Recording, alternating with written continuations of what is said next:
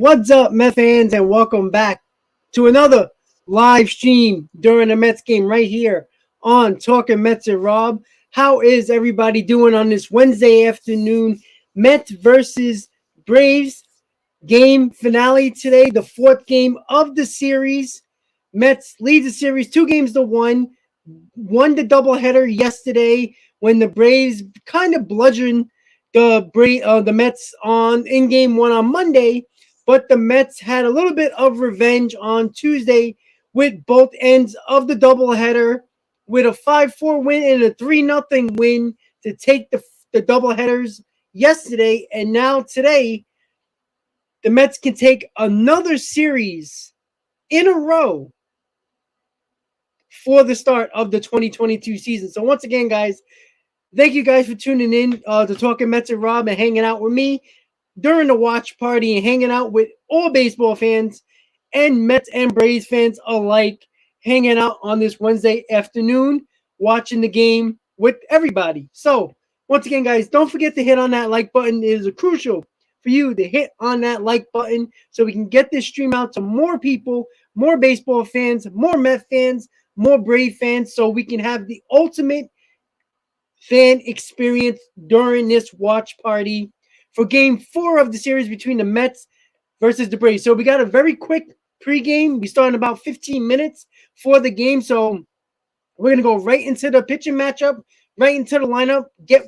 Shout out to everybody that's in the comments, that's in the chat right now, and then we'll get right into the game. So once again, guys, don't forget to please hit on that like button. I will have the lineups ready to go in a second. I will also have the pitching matchup and then tell you how this channel works during a Mets broadcast or Mets game for anybody who is new to the channel. So say what's up in the chat, guys. Do not be shy, guys. This is a free forum channel. Everybody speaks their mind. You're a baseball fan. You're allowed to speak your mind on this channel. I will not block you because you root for a different team. I promise you that. So, Mets fans, how did you feel about yesterday? I was at both of the games yesterday, both of the doubleheaders. First game, I froze my butt off. Second game, maybe it was the beers, but I felt better about myself. It was warmer. I'm not gonna lie, guys. When Matt Olson hit that 3-run homer to make it 5-4, I go, uh-oh, that's not good. I felt like the Braves are going to come back and win that ball game. But the bullpen shut them down for the rest of the game. Edwin Diaz came in, closed it. We won that game. Great. We tied the series 1-1. Going into game 2 with Carrasco on the mound, we all know he struggled in St. Louis, his last outing. And you know what? Was I expecting 8 amazing innings from Cookie Carrasco? Hell no. I'm not going to lie to you guys, but he was absolutely dominant. He had him with his split change that he's learned to throw and thrown it perfectly this year. The Braves couldn't touch him. And you know what? It shocked me. I'm not going to lie. It shocked me. But Carrasco, he's healthy. We all know he has the stuff. It was just a matter of, is he going to be is he getting up there in age? He doesn't have it anymore. Is it the injuries that just put him on a bad road going forward and just, you know what? Damn it. We got him with Edwin Diaz and we thought Carrasco was going to be a big part of the trade as well. I'm sorry, not with Diaz, excuse me. With Lindor, we thought that this was another big piece that was coming with Lindor. And you know what? He's showing how good he can be. I mean, Carlos Carrasco is our 4th starter and he's pitched that well. And there was a stat yesterday that he's the 2nd pitcher in Major League Baseball this year that pitched more than 7 innings in 2 starts in 2022. I mean, that just shows you how terrible baseball is now when it comes to analytics and getting the starters out early. But that's an amazing stat. And you know what? Carlos Carrasco, a guy that couldn't even get on the field last year until August, has pitched excellent and is the only pitcher on his staff so far that has pitched more than 7 innings twice. And good for him. Good for the Mets. We swept the Braves in that doubleheader. But today is the day where I want to see the Mets to put the foot on their throats early in the season for the Atlanta Braves. Get it done today, guys. Again, I'm not going to be overly mad if we split the series, but they're 7 games out, the Braves. You know what I'm saying? So it's like, that's a lot of games. It's early, but add a couple of more games to that, if you know what I mean. Just keep on burying them in the NL East. Because the way that I see it is what happened last year, and I'm not saying the Mets choked it, because the Braves played outrageously good and excellent with the smart trades and the excellent play, even after Acuna and his injury. This is what the Mets have to do. The Mets have to be a little bit better. They can play 500 the rest of the year. The Braves have to be 8, 9, 10 games better than the Mets throughout the year. Clearly, they did that last year. Can the Braves do that again? I'm never going to doubt a team that always finds a way. And the Braves do that. And you know what? You have to respect the 2021 champions. You just have to. Because that's what baseball is all about. Show respect. But that doesn't mean that the Mets can't do it. It's just a matter of putting a stamp on this series and saying, hey, we are here to stay. Says something not only to the fans, but also to the Braves as well. Now, the Braves can come over and run us over today and be like, hey, we split. You guys are in first place. We're struggling, and we split against you guys. They'll probably have the confidence going forward. But as I said in my prior stream on Monday, guys, when it comes to the Mets, when it comes to the Braves, and especially the Braves, I honestly think they're a younger team, but they have some championship pedigree. But I do feel, and we talked about this with a couple of Braves fans that were on the stream that night, Freeman's leadership is going to be very hard to replace. Just, Matt Olson, Freeman's stats, you look at it, Olson could be better stat-wise, no doubt about it. But is that leadership role there on that team? Some said it was Ozzie Albies the other day. He yelled and screamed angrily at Ozuna for not running the bases properly. I love to see that. Is Albies going to be that guy that steps up as a leader like Freeman was? I don't know yet. But I think the leadership is the big problem with the Braves this year, and we've talked about that. Mets fans did on our own, and Braves fans talked about that on the stream on Monday. I think that leadership is a big deal. Chemistry is a big deal. Keeping the team together is a big deal. Mets fans, you know what happened last year. Not only was it injuries that were the problem with the Mets and not hitting with runners in scoring position, it was the team chemistry that was toxic. When you have good chemistry, it seems like everything else falls into place. So here we go, guys. We're going to go over the lineup. We got about 10 minutes until game time. So I'm going to throw up game day right now for you guys, and we will look at the lineups really quick. Just give me 1 second, and I'm hoping I can get to everybody's comments. I see everybody typing away. If I can get to you, that would be great. If I can't, I'm sorry. It was a late day with work, and I just got home not too long ago, so I'm just trying to get everything situated for you guys so it's a good stream. All right, here we go. All right, guys. So when it comes to the Braves starting lineup, we got Ronald Acuna Jr. leading off, Matt Olson batting second, Austin Riley batting third, Marcell Ozuna cleaning up, playing left field, Ozzie Albies playing second, batting fifth, Travis d'Arnaud catching, batting sixth, Adam Duvall batting seventh, playing center field, Dansby Swanson, excuse me, playing shortstop, and Yoenis Heredia playing right field, batting ninth. That is your Braves lineup against Tyler Megill. And for your New York Mets, we have Brandon Nimmo leading off, playing center field, Starlin Marte batting second, playing right field, Francisco Lindor batting third, playing shortstop.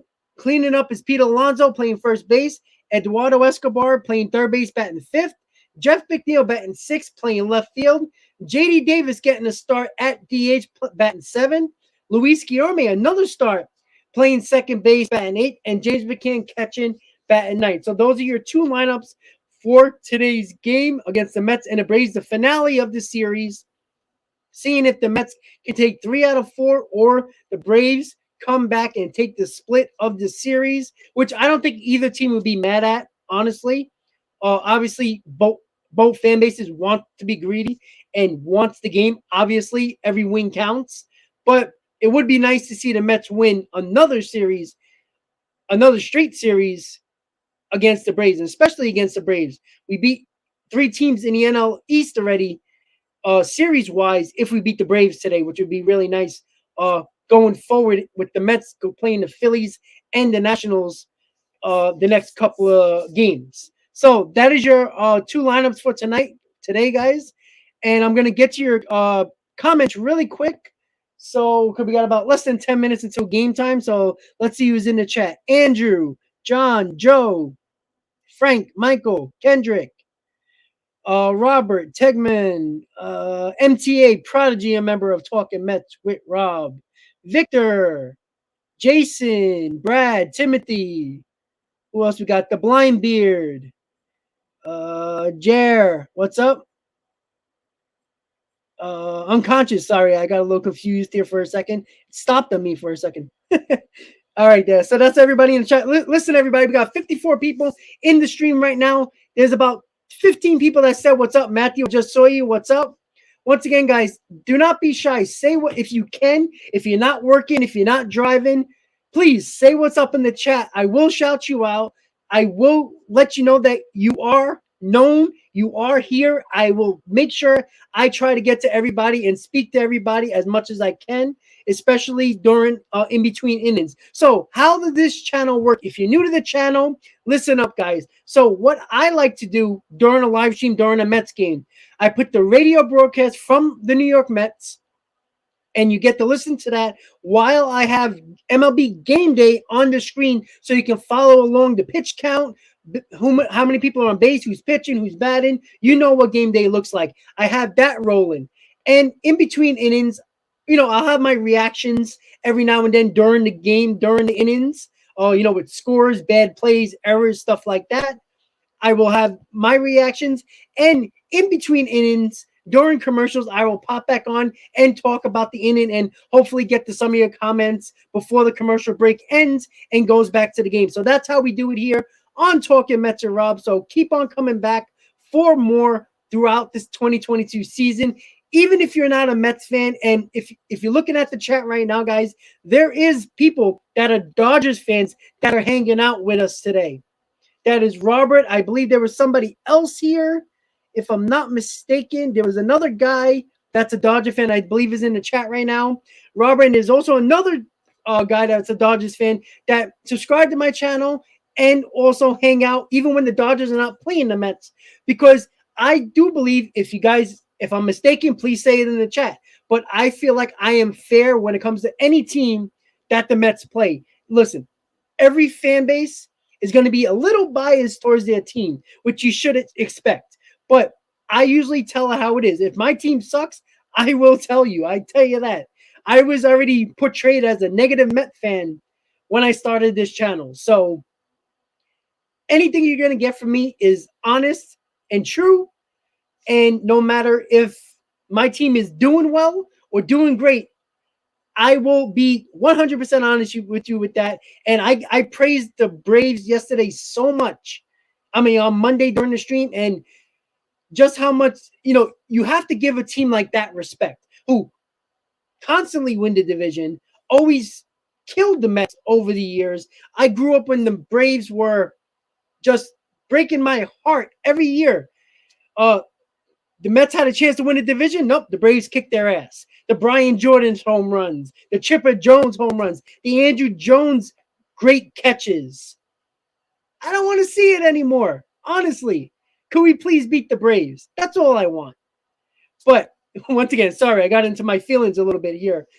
As a heartbroken Met fan, seeing the Braves either lose in the playoffs or lose out on a playoff spot because the Braves beat us late in the year. So once again, guys, I'm glad everybody's tuning in today. The game, it's at 1 o'clock. The game's just about to start. The intro to SNY is going on right now. So once again, guys, radio call from the Mets.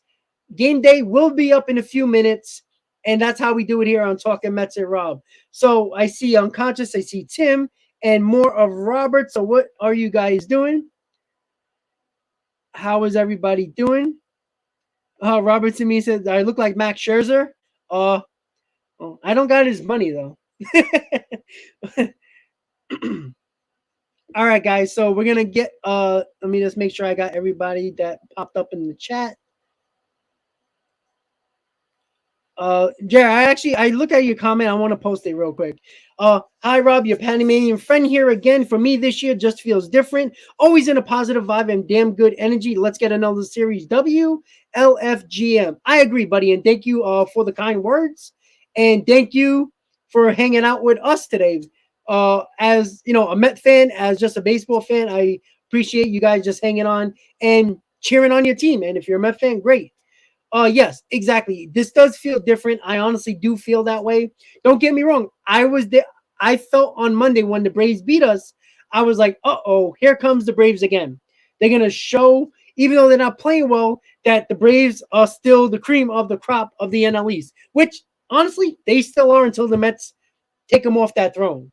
But yesterday, I wanted a sweep of the doubleheader. I didn't want a split of the doubleheader, and now the Mets could lose the series or split the series. I'd rather have the opportunity to win 3 out of 4 than trying to hang on to split a series, which the Mets are in a situation now where they can win the series. Of course, they can split it, but the Mets are somewhat in the driver's seat because of what they did yesterday in the doubleheader. So, Jared, thank you for hanging on with us today. So, once again, guys, the lineups, the Mets lineup and the pitcher matchup, which I'd even say, by the way, that is my fault. So the pitcher matchup for today, guys, is Ian Anderson for the Braves and Tyler Megill for the Mets. And on the bottom of your screen scrolling is the pitcher matchup and the Mets lineup for today's game. So if you don't know what it is, if you didn't see it, Blindbeard, I will say the lineup just for you because I know you need to hear my voice, and I'm glad that I can provide that for you. So for the Mets starting lineup, it's Brandon Nimmo batting first, Marte batting second, Lindor batting third, Alonso batting fourth, Escobar batting fifth, McNeil batting sixth, JD Davis batting seventh, DHing, Luis Guillorme playing second base batting eighth, and James McCann batting ninth catcher. So that's your lineup for the Mets today against Ian Anderson of the Braves against Tyler Megill. So let's hope Megill continues his dominance in under a 2 ERA at 1.93. He's just been absolutely amazing, but got to be careful with Ian Anderson because he is good. If he locates his fastball, all his off-speed and breaking pitches are just going to come barreling down on the Mets hitters, and the Mets going to have a hard time scoring runs today. Mets have been scoring runs lately. Nice to see. They've been bunching a lot of hits together, making the defense work, putting pressure on the pitcher and the defense, and it turned out to wins yesterday in the doubleheader. You know, we had a lot of infield hits yesterday because, one, we made the infield work. They either made an error or they bobbled the ball, didn't get the play on in time, or the speed that the Mets had in the lineup yesterday in both games was amazing. And it worked out for the Mets, and let's see if they can continue that. I do like the lineup against Ian Anderson today. I do like it a lot. Again, I can always do without James McCann, but whatever, I can deal with it. But, I mean, 1 through 6, I would even put 1 through 7, is very nice to see. I like it. Everybody's hitting well. Nimmo struggling a tad, but Marte started to get it together. Lindor struggling a little bit, but it seems like he's coming out of it. Alonso with the home run yesterday, a couple of hits. Escobar still having problems with runners in scoring position, but has no problem getting on base with no runners on, which is interesting. McNeil has been hot all year. JD Davis, every now and then he'll hit a fastball, but I think JD Davis is going to have a big game today. I've called it the last on Monday when I talked about Dom Smith. But Dom Smith. wasn't Dom? It was the Phillies. Excuse me. I called it the other day with Dominic Smith having the game, and it worked out. I expect JD Davis to have a good game today for the Mets. Again, would that make a win happen for the Mets? No. But obviously we already know what both teams bring to the table. You could look at the Braves lineup, you look at the Mets lineup. It's obvious that the Braves have a lot more power in that lineup than the Mets do. The Mets are not going to be looking for that 2 or 3 home run at bat. They are not. They don't hit home runs in bunches. The Braves easily can. The Mets are a team. If they're not bunching up hits together, they're usually not scoring. So it's harder to win that way because if your lineup gets cold, you're going to have a hard time winning games and scoring runs. The Mets have been doing well in the first 26 games of the season, a bunch of hits together and scoring runs that way and manufacturing runs, as we've seen with the speed, with everything in between. That's exactly what the Mets have to do. Again, the Braves are going to put everything on the table today. They want to split this series. They don't want to get lose 3 out of 4 against the Mets. They're already 7 games behind. They could be 8 by the end of the day. That is a lot of games to make up, especially if the Mets don't choke like they did last year. So we'll see what's going to happen. It's a nice pitching matchup. It's a somewhat of a rainy day at Citi Field, cloudy. It's chilly, so it's not a nice day to play baseball. But we are playing baseball on time, and we're going to start in about 2 or 3 minutes. So the radio call is going to start now. Let me just put up game day right now, guys, so you can see everything that is going on with the game. Let me just find the Braves. Where the hell did I put it? Huh, I didn't even have that. How about that? All right, well, we tried. All right, guys, so here we go. Tyler Megill's walking into the mound. I just got to make something really quick so I can get a better visual for you guys when it comes to game day. Just give me a second. Deal with me, guys. Let me just put the radio call up there so you guys have something to listen to besides my mouth. Because who wants to hear it, my mouth, all day, right? We're here for baseball, not just my mouth. All right, guys. So just give me 1 second. Let me just throw up the radio call. It's probably on commercial, but, we'll see. All right, there we go. The competition? Well, they may try to step up. Definitely on commercial, but at least we got it. All right, let's see. What did I do? I'm just getting a background visual that looks a little bit better than what it does right now. I forgot to make a Braves one, which was like, oops, that was dumb of me. But, we could have worse things, right? Just trying to see. Let's see. Excuse me. Well, guess we might have to just deal with this, right? All right, let's see. Let's see, guys. Alrighty. I'm just trying to do something really quick like I normally do with all the games. But I don't know if we're going to be able to do it before the game starts, but we'll see. We'll get lucky, right? So I know a lot of people chatting, right? Putting comments in the chat. If I don't get to, I do apologize. I just want to make sure I give a good visual for your for the game day for you guys. Kind of try to be a perfectionist in this stuff because I don't like to, pull crap out of my, with this stuff. So, all right, guys, there we go. Just trying to put it together. There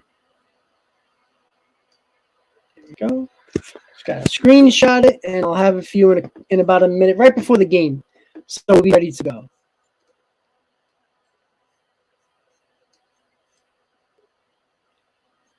Sorry about the silence, guys. Let me just throw up the radio. Ball's been off to a slow start this year. He's batting 7th. Dansby Swanson is the shortstop, hitting 8th. Swanson leads the National League in strikeouts. The number 9 batter for the Braves is right fielder Guillermo Heredia. Travis Demera was in the original lineup that we saw today, but Apparently, he is a bit tired after the doubleheader yesterday and was scratched from All the right, lineup. guys, give me a second. A Major League Baseball player who's kind of a fringy player. Fatigue this early in the season. Well, it is New York City after all, as Demerit is not. Sorry, guys, I'm just checking something out. What is this young man suggesting? Ian Anderson on the mound for Atlanta. All right, guys, so almost got it. Just give me a Mets are second. 18-8 under manager Buck Showalter, a three-time manager of the year. And the Mets All lead right, off so today I think with we're their gonna have the center visual fielder, just now. Brandon Nimmo. Starling Marte is in There we right go. field. That's what I Marte was is looking hitting for. second. The third hitter is shortstop Francisco Lindor. Pete Alonso is at first base today. Alonso had a good doubleheader day yesterday. Drove in a few runs and homered as well. Alonso batting cleanup today. Eduardo Escobar is at third base. Escobar is hitting fifth. All right, Sixth hitter guys. in left field, Jeff McNeil. The seventh batter is the designated hitter, J.D. Davis. Rebs, what's up? Brad, Donald, what's up, guys? Marcus, how you doing? Ryan, what's up? Julio, what's up? Carlos, what's up, guys? All right, guys, so the game's about to start. Mets versus Braves, fourth game of the series. Can the Mets take another series in the season? Here we go. End the lockout, Joe. Donald, what's up? Here we go. No chance for a 9-inning no-hitter. Let's go. Let's go. Like there wasn't for Ian Anderson in Game 3 of the World Series last year when Anderson was at 76 pitches and Brian Snitker said he just went with All right, guys, so looking like the first pitch is ready to happen just now. Going to be ready to go. A little wild that night. The pitch count went up. He was hardly dominating, just didn't happen to give up a hit. Can we get the 8th series in a row to start the season, which would be nice? Oh, by the way, guys, as you know, I'm going to Colorado with the 7 line. Let me just load that for a second. So with the 7 line, I'm going to Colorado in about a week and a half. I just got the out-in shirt, and it looks like this, Mile High Madness, right there with Mr. Met. I got the 7 line across, Mets logo, mountains. So I'm ready to go. Ready to get my butt to Colorado in a week and a half. So can't wait to go to Colorado. I haven't been to Coors Field yet, so it's going to be cool. Oh, Joe, remember Kenny Rogers? Of course I do. Ball 4 in the playoffs, walking the winning run. Yeah, I don't want to remember that. Oh, just so you know, if you guys didn't see my community post yesterday, I won a raffle at Citi Field yesterday. It was a game-used ball. It was a foul ball by Jock Peterson when he was with the Braves last year, and the pitcher was Taijuan Walker, and it was a foul ball in the 5th inning. So I got that. I think I'm gonna give it away. Do a giveaway with that. So there's the ball right there, guys. So it's got a couple of scuffs on it, a couple of marks. So I might do this as a giveaway soon. We'll see. I'll let you know. All right, guys. So Ronald Acuna is coming to the plate, and here we go, guys. Mets versus Braves. Game 27 of the season for the New York Mets. Can the Mets take another series, or the Braves split the series and the Mets go to Philadelphia? Still in first place, but we'll see. All right, guys. First pitch is ready to happen. Man who will represent Darth Vader for the Atlanta Braves is Ronald Acuna Jr. as he leads off the ball game. Can everybody hear it? A little helmet, a stormtrooper helmet on Acuna too on the video board as Acuna stands in against Megill. And with the play-by-play today, we hand it off to the radio voice of the Mets, Howie Rose. This is the goofiest thing since the Mercury Mets over 20 years ago, but never mind that. They call him the Big Drip. Tyler Megill, he's ready to go, facing Acuna, and from the stretch, the first pitch of the game, swung on and missed, nothing at 1. Megill starting Acuna off with a 94-mile-an-hour fastball. Ronald Acuna, the designated hitter, he played in Game 2 of the doubleheader yesterday. And Donald, I'm going to the Colorado game on May 21st. I mean, I'm going to all the games, but the 7 line out-in is May 21st on a Saturday in Colorado. Chasing it over by the railing, but he'll run out of room. It's a few rows back. And the count, no balls and 2 strikes to Acuna. I was surprised to hear Brian Snitker say publicly that if Ronald Acuna is not starting, then he's not available. They're going to take it so slowly with him in terms of bringing him back from the severely injured ACL from last year that, according to Snitker, they are not going to use him if he is not starting in that game. And I'm not even so sure I believe that. The 0-2 on the way. Swung. All right, Donald, I'll see you there. All right, nice start by Megill. 1 out. 3 pitches. Ronald Acuna punches out. 1 up, 1 down. Power hitting Matt Olson coming up. But, managers are so loath to give anything strategically away. I gotta say Kenny Rogers. The Braves, as it is, only I hate both of them, though, Joe. on their bench. So when they needed a pinch Big hitter, drip Megill. Let's go. the final at bat of Game 1 yesterday. Well, they had Acuna on the bench. The only others there were William Contreras, the backup catcher, and Orlando Arcia. Well, they used Arcia. He ended up getting a base hit. That's not the point. Yeah, that was a tough three overtime loss. Batting 295, 3 homers. But we come back on Thursday tomorrow and tie the series. Absorbing that one, Wayne, that in a key situation they okay, Donald, cool. They didn't yesterday. It was doubleheader day. The 1-0 swung on and fouled into the mitt of McCann, and the count 1-1. Just not sure I would trust that if I were an opposing manager. An interesting stat, they put the Braves record since 2018 against the Mets, 47-23. Woof. That's dominant. 1-1, pardon me, fouled back to the screen, 1 ball and 2 strikes. Olson hit a 3-run home run yesterday in the 5th inning of Game 1 against David Peterson. And that was after Peterson had made an error, moving on a slow hit ground ball in his haste to try to... That was a tough loss for the Rangers. And a bad call to overturn that goal. Olson crushed one. The 1-2 by Hito. 2 balls and 2 strikes. Taku got pushed into the goaltender. Got a base hit. That was with 2 out in the 5th inning. But Peterson was able to recollect himself, get the last 2 outs of that inning, and then the bullpen. Donald, that's generous, buddy. Thank you so much. I will let you know exactly where I'm sitting. I just got the ticket from the 7 line. Yeah, I got it right here. An actual paper ticket. I was shocked. I'm sitting in section 148 on Saturday the 21st. So, there we go. Tyler Megill in his rookie year last season made 4 starts, including his major league debut against the Atlanta Braves. 4 out of the 18 games he started in his first year against Atlanta. Payoff pitch, swinging a hard hit ground ball to the what a play! Up and throwing on 1 hop. Yeah, all right, Frankie. Nice dive and stop by Lindor. Beautiful. That was hit hard too. Right at second base, took a stride to his left and in a full nice play. Dive in the very beginning of right field, right at the edge of the outfield grass. Not only made the play, got up, threw a 1-hopper, and Alonso bailed him out for the 2nd out. Nice going by Francisco Lindor. So 2 up, 2 down. Hard hit ball, and Austin Riley will be the batter. The Mets defense. Yeah, I'll definitely be walking around. So, just hit me up on my channel if you even want to email me. My channel email is there. You can just email me. Let me know, where you're at or what section you'll be in. I'll be walking around the stadium before the game for sure. Oh, Andrew, that's cool. I'm assuming that was last year, right? James McCann catching Tyler Megill. 0-1 to Riley. Now the pitch. Breaking ball fouled off of McCann. It's 0-2. Remember yesterday in the 1st inning of Game 2, Braves had a runner at 3rd, 1 out. 1st inning. And Buck Showalter played his infield in. I talked to Buck about that this morning. He said he'd do that in the 2nd and 3rd situation in the 1st inning. Part of it because he figured runs would be at a premium against Kyle Wright, and they were. Mets would win the game 3-0, but there was more to it than that.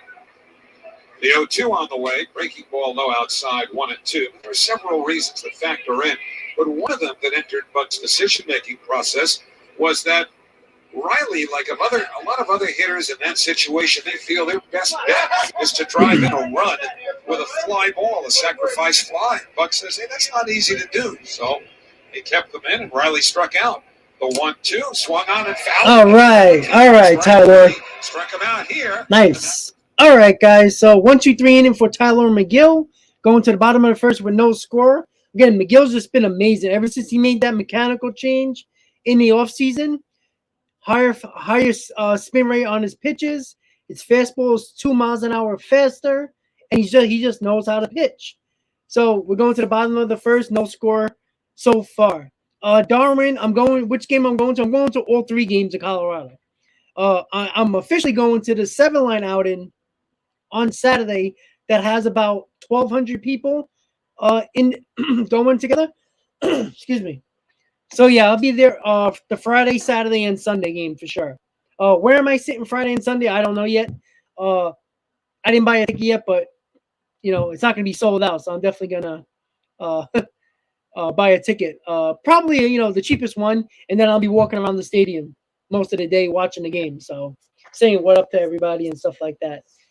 So I do know a few people that live in Colorado that I went to college with that they're going to the game. So I'll meet up with them on Friday for sure. So MTA Prodigy. Rangers will bounce back surely. I hope so. Listen, they gotta be better defensively. You can't give up 84 shots in a hockey game. This ain't minor leagues. This ain't high school, college. That's insane. Pusha Sturkin, Igor was just insane. Like, geez. Yeah, the radio call is behind. I noticed. It's a little bit more than a pitch behind, which is annoying. Usually it catches up during the game. I hope that would be nice.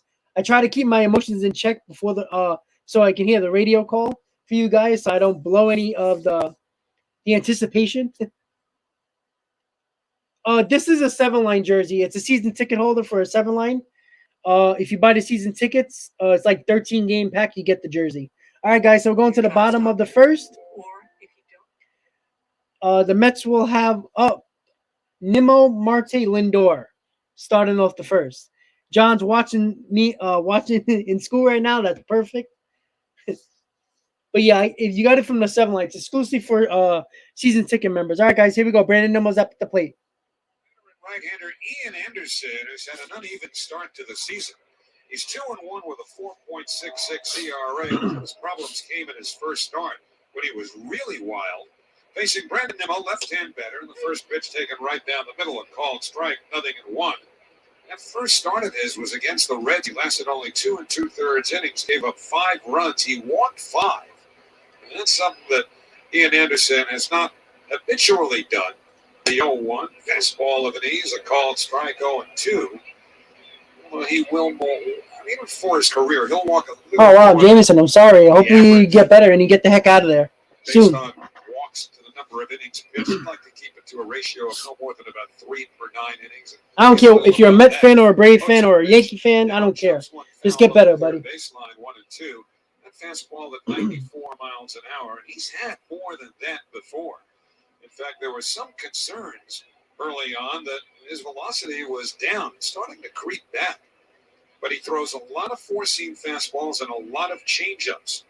In his first couple of starts, there were only about 6 miles an hour difference between those two pitches. That's cool, Jameson. As long as you get better and get the heck out of the hospital. Changeup over at the knees at 88 miles an hour. So there again, the fastball 94. That Okay, Anthea, that's cool, man. A lot of people seem to like it.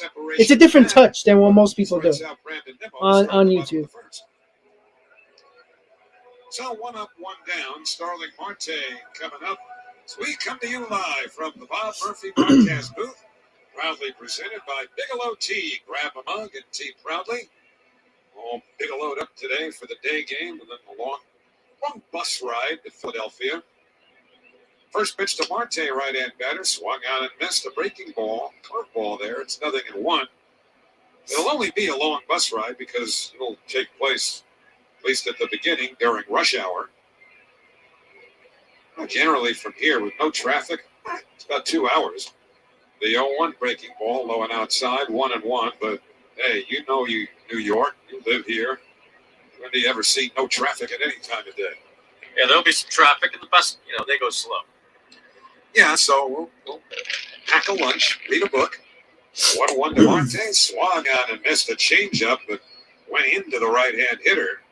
And it's 1 ball and 2 strikes. Marte climbing out of a mini slump, has hit in 3 straight now.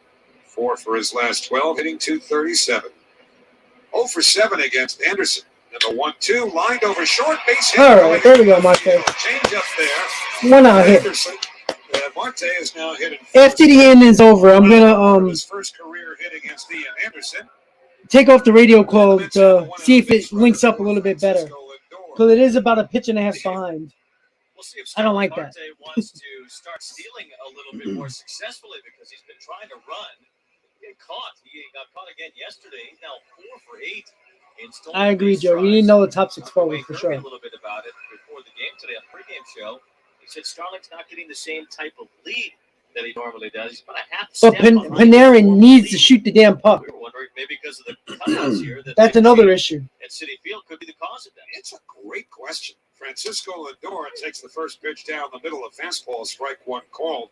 We told you on the first homestand that what used to be the standard cutouts around first and third, which are kind of a crescent moon, half moon shape, they've yielded to a, I don't know how you'd describe it other than it's a less angular or less curvy look because they play a lot of soccer here.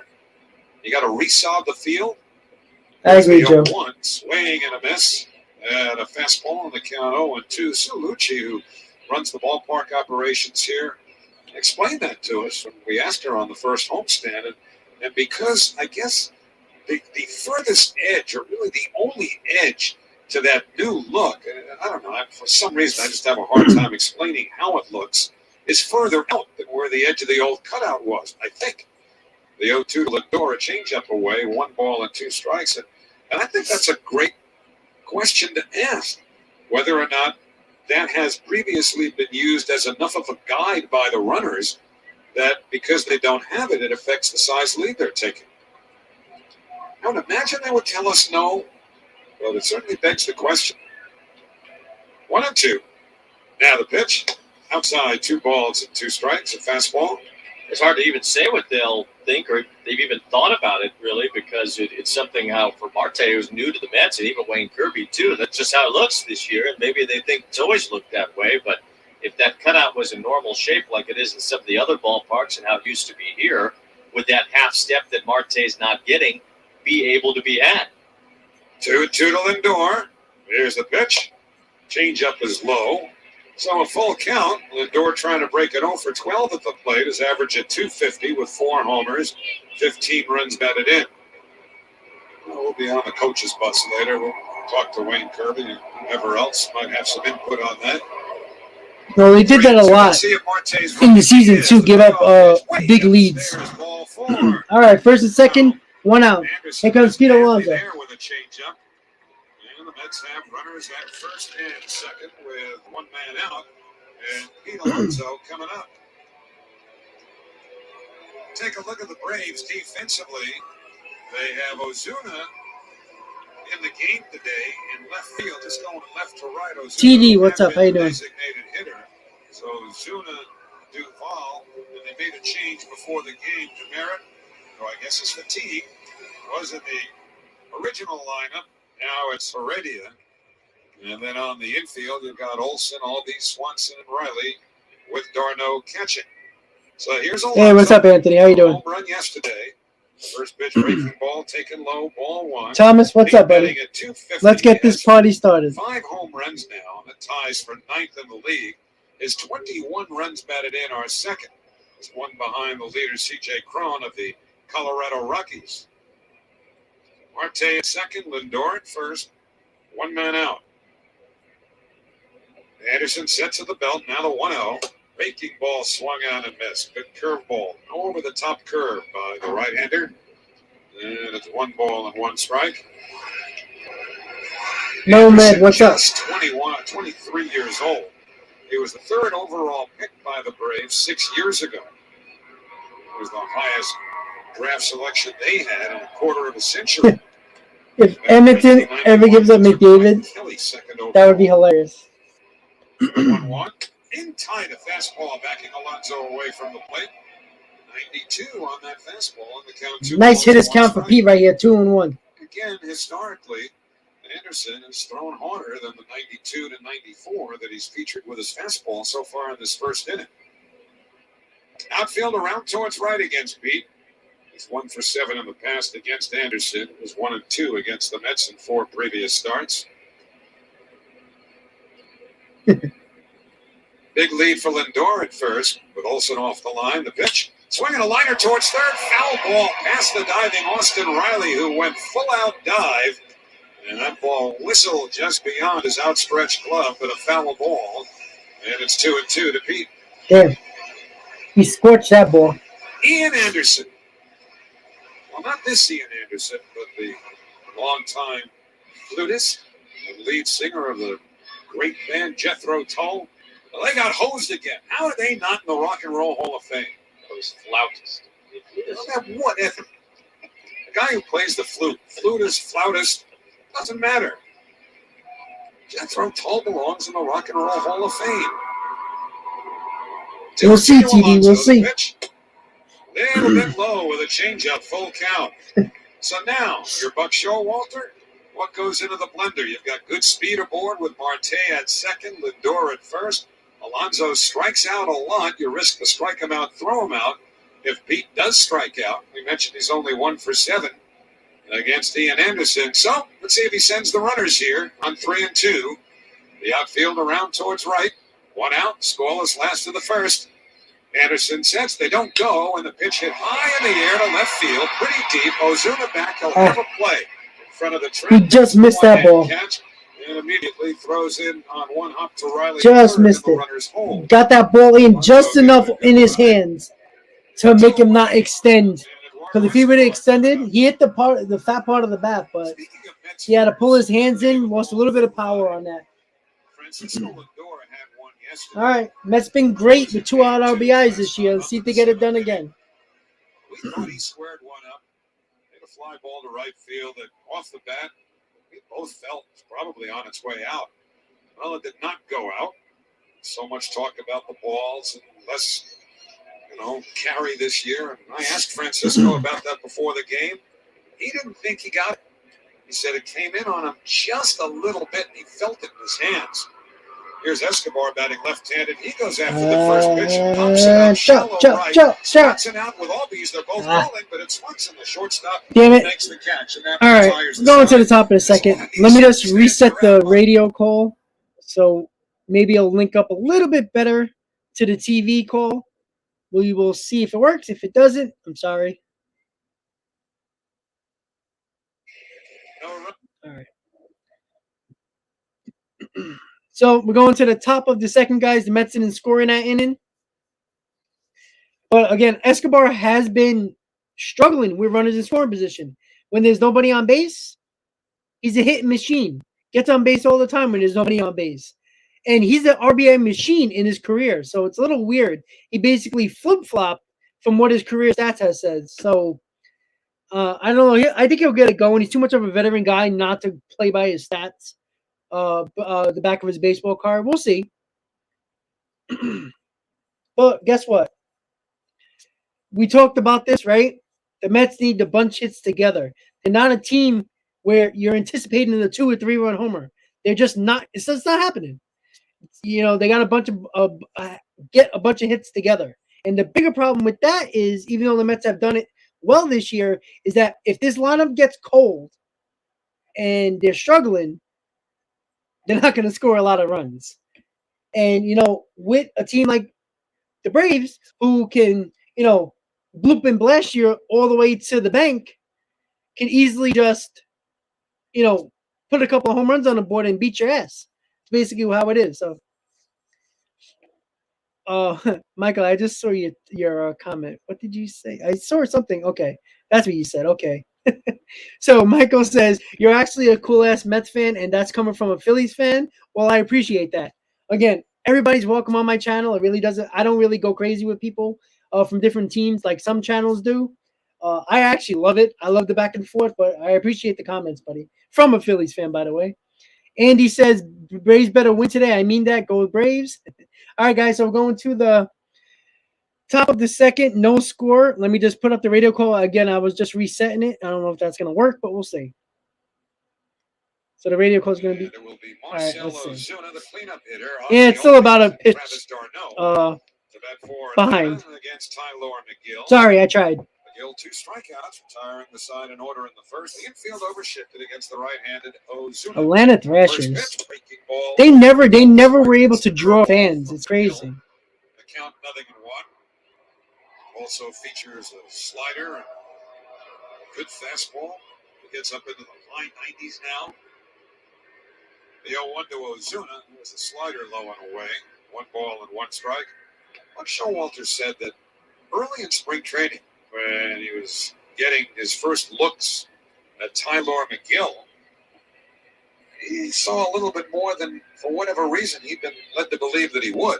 The 1-1, breaking ball outside, 2-1, whether that was the product of Buck just making an assumption based off some things he read in terms of data or others he had talked to. And the fact of the matter is, he said to Jeremy Hefner, the pitching coach, he said, "Hey, was I missing something here? This guy looks like he's got great stuff." Well, didn't the Nordiques move to Minnesota? That was the way they moved to? Just outside, a fastball. 3 balls and 1 strike, 94 on that 4-seamer. Seeing more than that from Megill. One thing that Buck does not want to see from Megill is an emphasis on what those velo readings are on the board. Here's the 3-1. Swinging a high pop-up, shallow left center, angling over McNeil with Nimmo. It's Nimmo's ball. The center fielder waits. All right, oh, okay, Andy. Well, that makes sense because didn't the Thrashers go to Winnipeg? That was where they moved the Thrashers to the Winnipeg. And then the Nordiques, Quebec, moved to Minnesota, I believe, if I'm not mistaken. The Mets, as an organization, were not thrilled to see that, and you could understand why. You don't want guys being, so consumed with their own velocity. Oh, that's right, the Avalanche. That's right. Duh. I knew it was something with some multicolor uniform. That's right. The Avalanche. Switch hitter batting left, infield overshifted, check swing on the first. I'm gonna see if the Avalanche have a playoff game when the Mets are playing. I think I might go to the playoff game.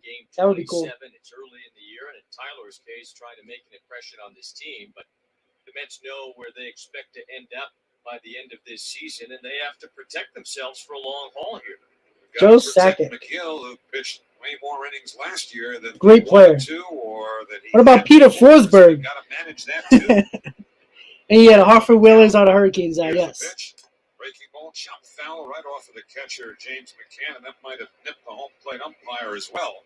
The count 0-2. It's Brian O'Neill. I'm a Rangers fan, Andy. Strikes.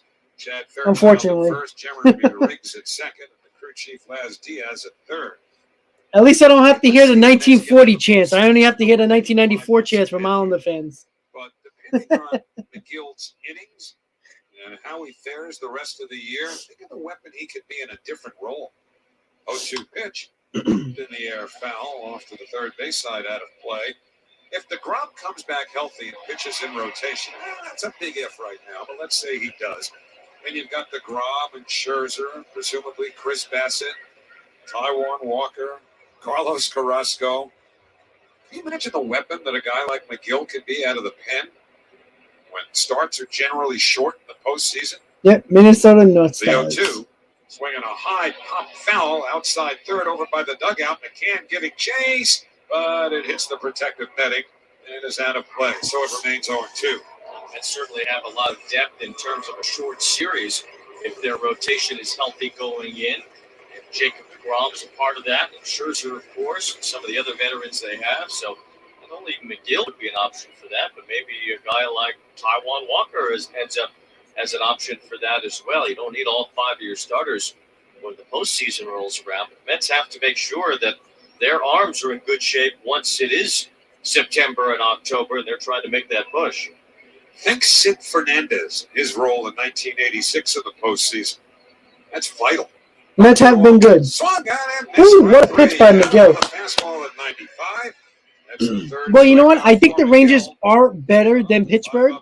But what you can't take away from Pittsburgh is they got that championship pedigree, and that might be the difference in the series, for sure. Along with the Mets Radio Network, extend heartfelt thanks to U.S. Marine Corps Freaking Kovalchuk. Myers. You can help heroes like Patrick at t2t.org. That was a good pitch by Megill. If Albies is thinking about the back foot slider, and Megill throws the fastball in the same spot that he would that slider, Albies completely late on that fastball because of it.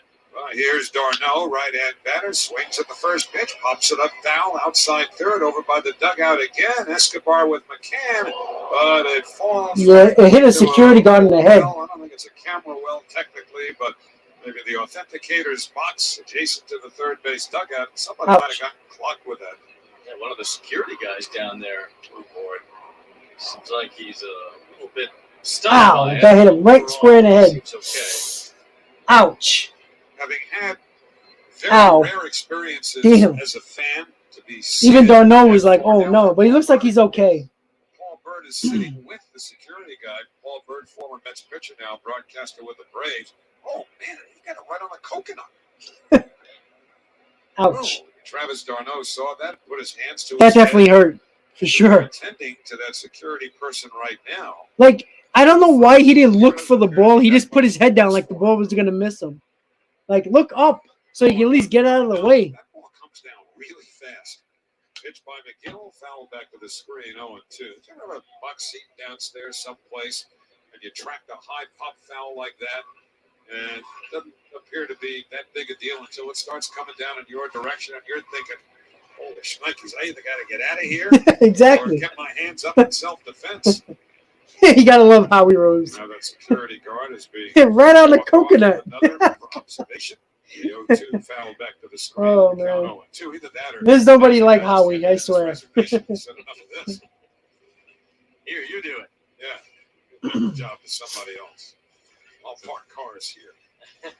It's a very high pop up.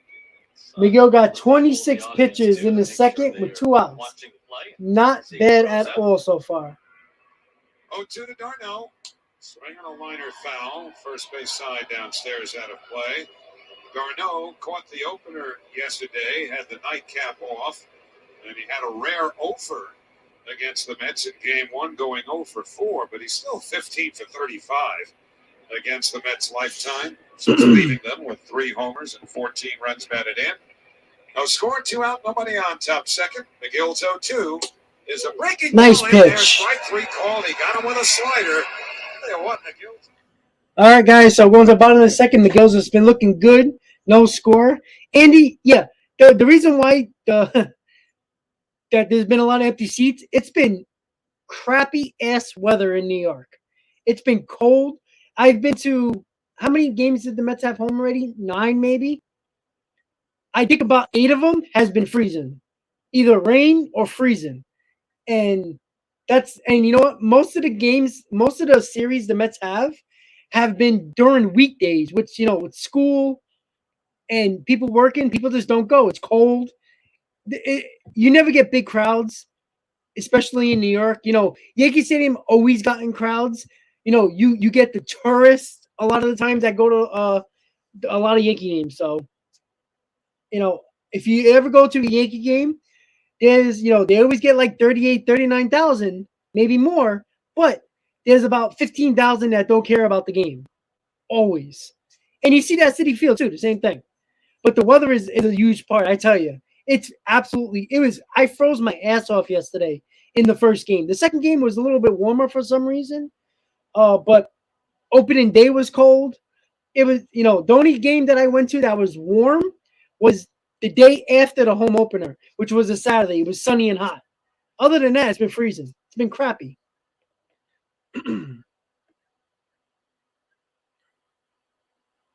Oh, and Joe, I saw that. Yes, the call. Mato with the wraparound. We'll see if it starts warming up. I don't know. It's supposed to be like in the 50s this whole week. Like, what the hell, man?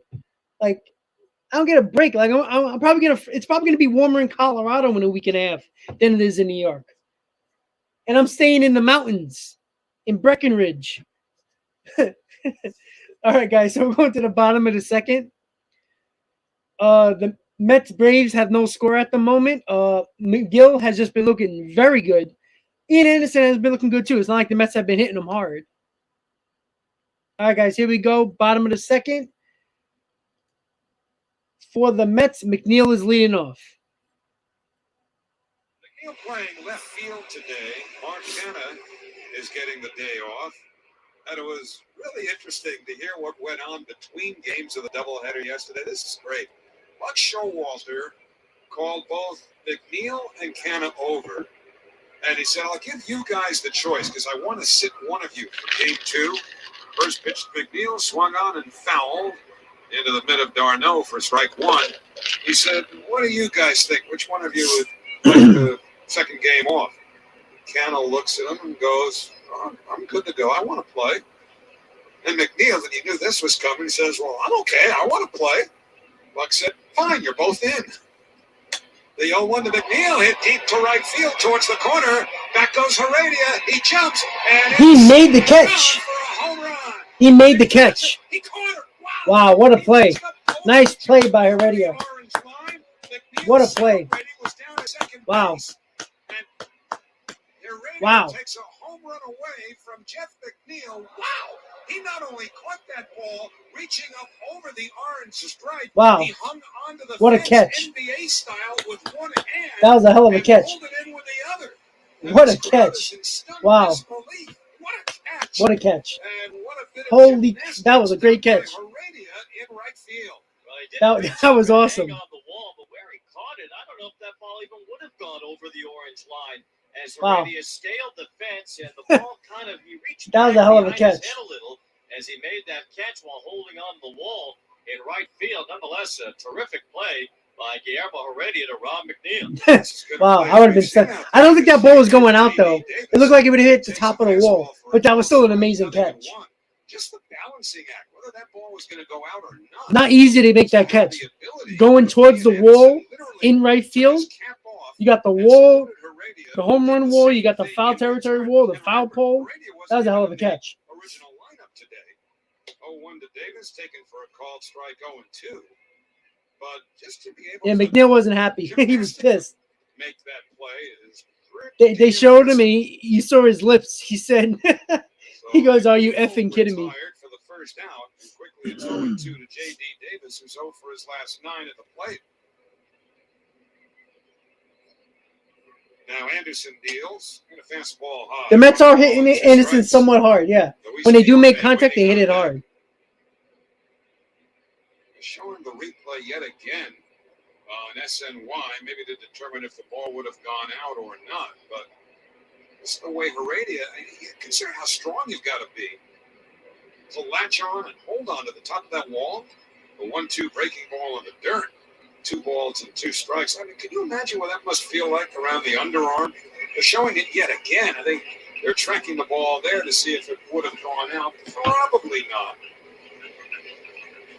But again, that is some significant strength just to latch onto that wall and balance yourself to make the play that Heredia did. They're still buzzing about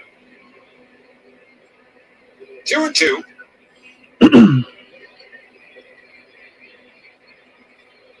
Anderson, left leg kick deals. A little bit high, a full count now to J.D. Davis. I think some pundits feel the defense is overrated. Well, I don't know how you can feel that way in this sport. There's a lot that goes into it. I'll tell you who feels it's overrated, apparently, are some Hall of Fame voters. 3-2 on the way, taken upstairs. All right, JD, nice at bat. Trevor May, he has with an elbow inflammation in the elbow, so he's on the IL for 10 days. I mean, if that's all the problem, then that should be. It is a stress reaction. See, I saw. All right, I saw a forearm or just arm inflammation. So we'll see. Oh, it did say stress reaction. Jesus. So he might be out a while. He's just about at second base, starting to pump his fist, and he went, "What?" That was how we felt. Here's Guillermo. I like to see JD takes a couple of walks here. You could just tell he's seeing the ball a little bit. Make the case. And I know I'm not objective here because he's a friend and I saw him play all those years, but Keith Hernandez was as brilliant a defender at first base as there has ever been in this game. Almost redefined the position. 0-1 pitch. Guillermo bounces it to second. Albies waiting on it. Shovels to second one. Swanson to first. Double play. Oh, well, we got out of that. They got out of that, and no problem. All right, so going top of the third, no score. McNeil, I don't think the ball, every replay showed the ball probably one of them went out. It would have hit the top of the wall and bounced back. But it was still an amazing catch by Heredia to make that play. That's not an easy play to make. So, yeah, with Trevor May, I haven't checked Twitter because, well, I'm live, so it's a little hard with my phone streaming. I don't want to move it so you guys can hear it. So he has a stress reaction, which is similar. I don't know where the stress reaction is. I don't think it's similar to DeGrom's injury, but it's the same amount of time frame. 4 weeks of rest, then strengthening, and then starting to pitch again. So we might not see him until July sometime or the end of June, most likely. So that's unfortunate. He hasn't been it's in a humerus bone. Yeah, you see, it's a different type of stress fracture. I mean, again, it's the same amount of time frame as DeGrom, just the rest. So again, they have to make that bone heal. So that's the only thing you can do is just wait for it to heal.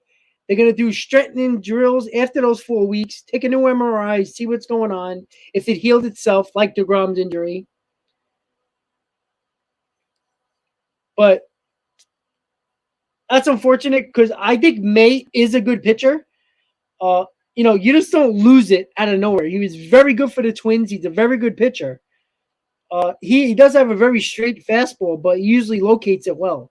So, I mean, we're not going to have him. I wouldn't say it's much of a loss at this point because he sucked.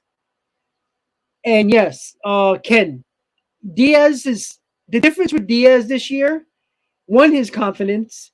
Two, his slider has been on every game he pitched. Even the game he blew to save in Arizona. It was just a good at bat.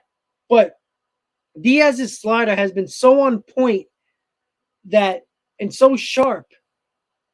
That's why he's so good and it's great. I will eat my words. But I'm not changing yet. I want to see him in a real big game before I say anything yet. I don't want to jinx it. All right, guys, we're going to the top of the third. After the first inning. A pretty strange situation there with Bumgarner in that Diamondbacks Marlins game as Adam Duvall leads off the top of the third against Tyler Megill, who has retired all 6 he's faced 4 with strikeout. First pitch coming. Ball hits hard on the ground foul, third base side, and it's 0-1. Bumgarner was kind of barking at the home plate umpire, Ryan Wills, who is kind of one of those AAA big league rotational umpires this year, guys going back and forth. So a young umpire, and Bumgarner was kind of yelping at him on his way back to the dugout, but then he had to get his hand checked. As Megill works out of the windup here, 0-1 to Duvall. Slider in the dirt, ball 1. And Dan Bellino, veteran umpire, maybe even the crew chief with that crew today, was checking Bumgarner's hand Oh yeah, I'm definitely coming around on him. But again, it's only a month. Let me see him when he's pitching every other day with save situations. Shot at the end of his bat toward first. Alonso scoops underhands to Megill for the out. The other's one away. But I think his confidence is up there right now, and that's what I like to see. And kind of staring at him the whole time. I think Bumgarner just kind of said, well, what are you staring at? And that didn't take long for Dan Bellino to eject Madison Bumgarner from that game. It wasn't because of anything on Bumgarner's hand, more so just the situation of Bumgarner going after Ryan Wills a little bit, and I guess Dan Bellino feeling like he had honestly, besides May, the bullpen has been decent, really good this year. Bumgarner's tossed from that game. Hey, Bobby, what's up? Nice doubleheader for sure. No score. Jeff McNeil trying to change that with a long drive down the right field line that Guillermo Heredia made an incredible catch on. A game that Heredia was not even in the original starting lineup for. First pitch. Swanson swings and fouls one at home plate. No balls, one strike as we come to you live from the Bob Murphy broadcast booth. Proudly presented by Bigelow Tea. Grab a mug and tea proudly. Megill has retired 7 straight to start this game. Swanson hitting just .218. Top of that, a lot of punch-outs, 36. The Braves lead the National League in strikeouts now at 239. Well, the catching is bad. The Mets also lead the majors in striking batters out, the 0-1. I mean, both our catchers are batting under the Mendoza line at this point. The Mets have struck out 262 hitters so far this year. And while they are striking out a lot of hitters, they aren't striking out a lot themselves. The Mets have only punched out 198 times compared to the 262 that they have struck at. It's usually a good sign for a winning team. For the Braves, well, a lot of punch-outs, and Swanson's the leader of the pack. The ball's at 2 strikes on Swanson here. Three infielders on the left, outfield shades to right. Sun trying to poke out a little bit on this gray day here in New York. The 0-2. High fastball that Swanson laid off. And it's 1 ball, 2 strikes with Heredia on deck. Oh, Captain, that's awesome, buddy. I'm glad I can bring that to you when you're on the road. Drive safely, buddy. Swanson digs back in with the count 1 ball, 2 strikes. Gill peers over the top of his mitt. Angles to the side and deals 1-2. Fastball low and outside. 2 balls and 2 strikes. Gill's got a lot of things working for him right now. One thing that has stood out is how many swings and misses he has gotten with his fastball. 30% swing and miss rate on his fastball this year, the 3rd highest in the majors. Only behind Corbin Burns and Garrett Cole. 2-2. It's a fastball that missed a little bit outside, just off the corner. It's a full count. 3 balls, 2 strikes now on Swanson. Megill was ahead 0-2. Now the count is full. 3 balls, 2 strikes on the Atlanta shortstop and the Atlanta area native, like many on this Braves roster, Dansby Swanson. Full count. Megill from his windup. Left leg kick the pitch. Breaking ball inside, ball 4. So to the curve on 3 and 2. Yeah, Ralph, Miami's good. You know, with their pitching, you got to worry about that. And the Mets always have problems with Miami, no matter how bad they are or how good they are. So, but again, you know, they're hitting well as well. I don't know if that's going to last, but their pitching is outstanding. Swanson wasn't having it. It missed badly inside. So but they might actually get swept today by the Diamondbacks, which would be shocking. Because the Marlins did look bad in this series against the Diamondbacks. These last 2 games. First pitch. Heredia takes outside. Ball 1. Megill missing strike zone. That's 5 in a row. Heredia hasn't hit much so far this year. Just 3 for 27. Well, Ryan, I mean, it would have to be Nito. No, you're not going to get rid of McCann. You owe him what? Another $20-30 million. So it would be Nito. But again, you're not going to bring up Alvarez unless he's going to start every day. You're not going to play him twice a week. So unless the Mets are going to do that, Alvarez is going to stay in the minors. Mets are shutting him down for the time being due to a stress reaction near his humerus. Not quite triceps, more toward the elbow, but Trevor May will not be available to the Mets for quite a while. 1 ball, no strikes. Pitch to Heredia. Swing and a miss. A changeup down and away. It's 1 ball, 1 strike on Guillermo Heredia. That's what I mean about Megill going to the curve on 3 and 2 against Swanson. It's really, especially to a right. Jason Kendall? Wow. That's if that's true. 1 strike on Guillermo Heredia. Infield is still overshifted. Guillermo is just a step to the left of second base up the middle. Alonso holding on Swanson at first. A throw goes over there as Swanson dives back. Dansby is 2 for 2 in steals. The Braves are 7 for 8 as a team. 1 ball, 1 strike. The count on Heredia. The pitch. Fastball fouled back. It's 1-2. When it comes to heating efficiency, Peerless Boilers and Pavilion. You know what, Bobby? It's the Pirates, so I could imagine. That cheap owner. And remember, Peerless Boilers, America's best built boiler. 1 ball, 2 strikes to count on Heredia. The leadoff batter, Acuna on deck. Wearing his bright yellow shoes in the on-deck circle. 1 ball, 2 strikes on the right-handed hitting Heredia. Gil Heredia, belt tie set. Who knows? The Pirates might take back. Might sign Jason Bay soon. You never know. Joe Simpson came in here asking about what Lindor's wearing. One Lindor's is wearing white cleats. Look anything. He said they looked like boots, like maybe stormtrooper boots in honor of Star Wars Day. The bottom of his sock is white. I think that's why. The 1-2. Breaking ball. Well, Michael, I said that from day one. The day they signed him, I said, why are you giving $40 million to a backup catcher? And I got killed on that in a lot of comments from people on the video that I did. Different looks in his locker. He's got, I want to say, about 8 or 10 different pairs of baseball shoes, and they're all different colors and shades. And the Mets, too. His gloves are all different colors. Well, you got to be coordinated, color coordinated. Style. 2 balls, 2 strikes. Pitch. Swing and a miss. Nice Strike pitch. 3. That ball tipped into the glove of McCann. Keith's been under the weather, Ken. 5 strikeouts. He was sick. I think they worried about if it was COVID. It's not COVID, but I think he had like some type of like infection, sinus infection or something crap like that. Acuna goes with a lot of yellow in his uniform.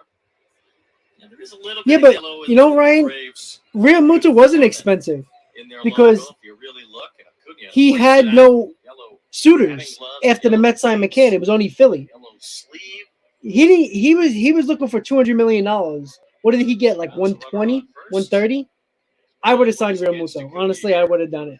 Instead, as Swanson dives back of a close play. Yeah.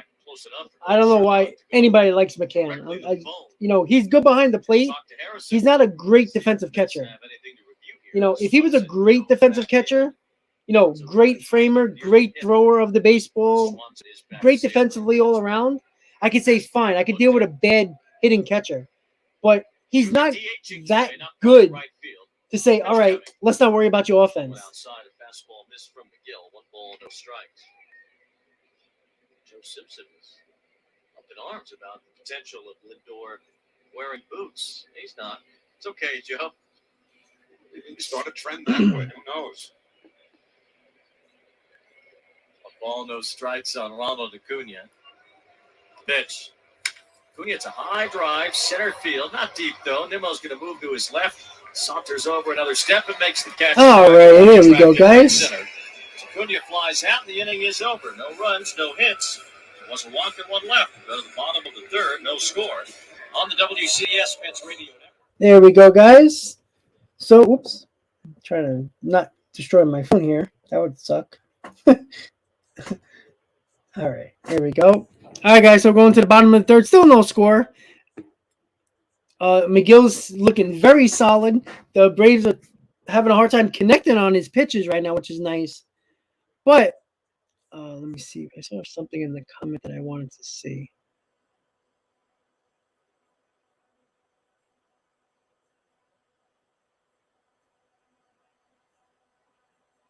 Yeah, but you know what? I don't even think it was the Wilpons, honestly, guys. I just think it was Sandy Alderson doing a terrible job. He still had that Moneyball mentality, which the Wilpons loved.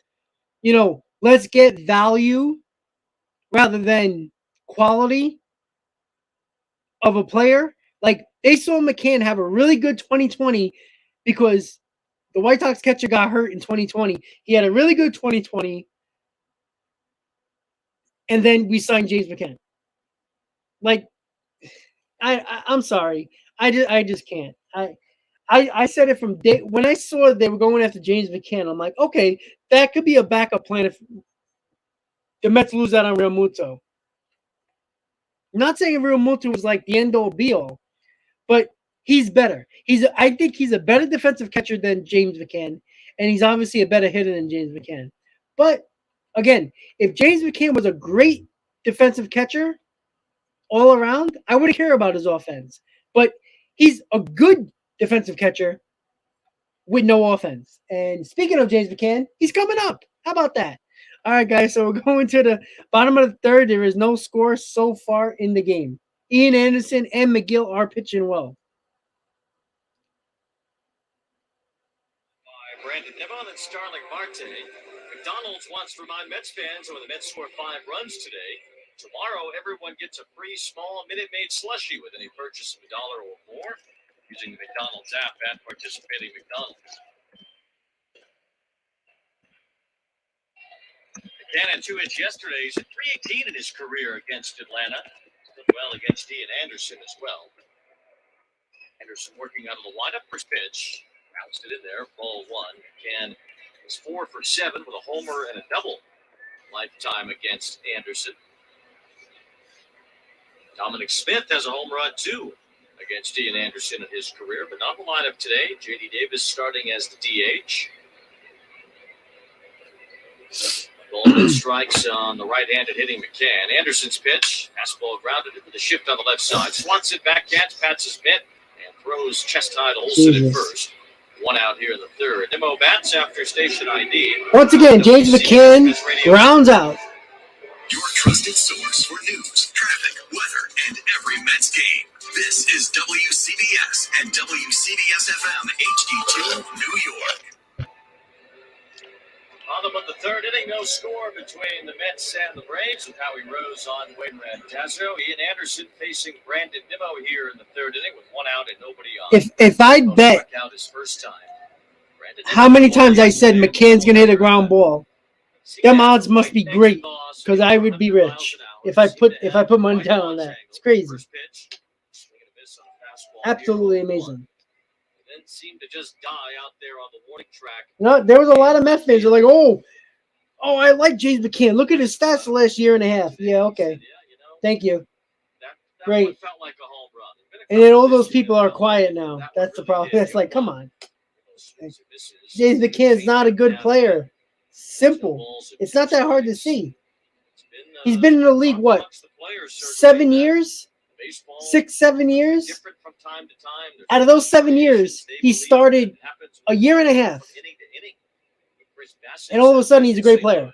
And they give him $40 million. Like, Jesus. Last night, his post-game on-field interview with me. He says you don't know if you're hitting SpongeBob or Patrick's Rock.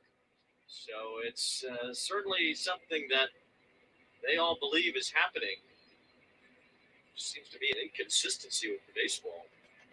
We notice it too. The ball's just not flying out the way we've gotten accustomed to.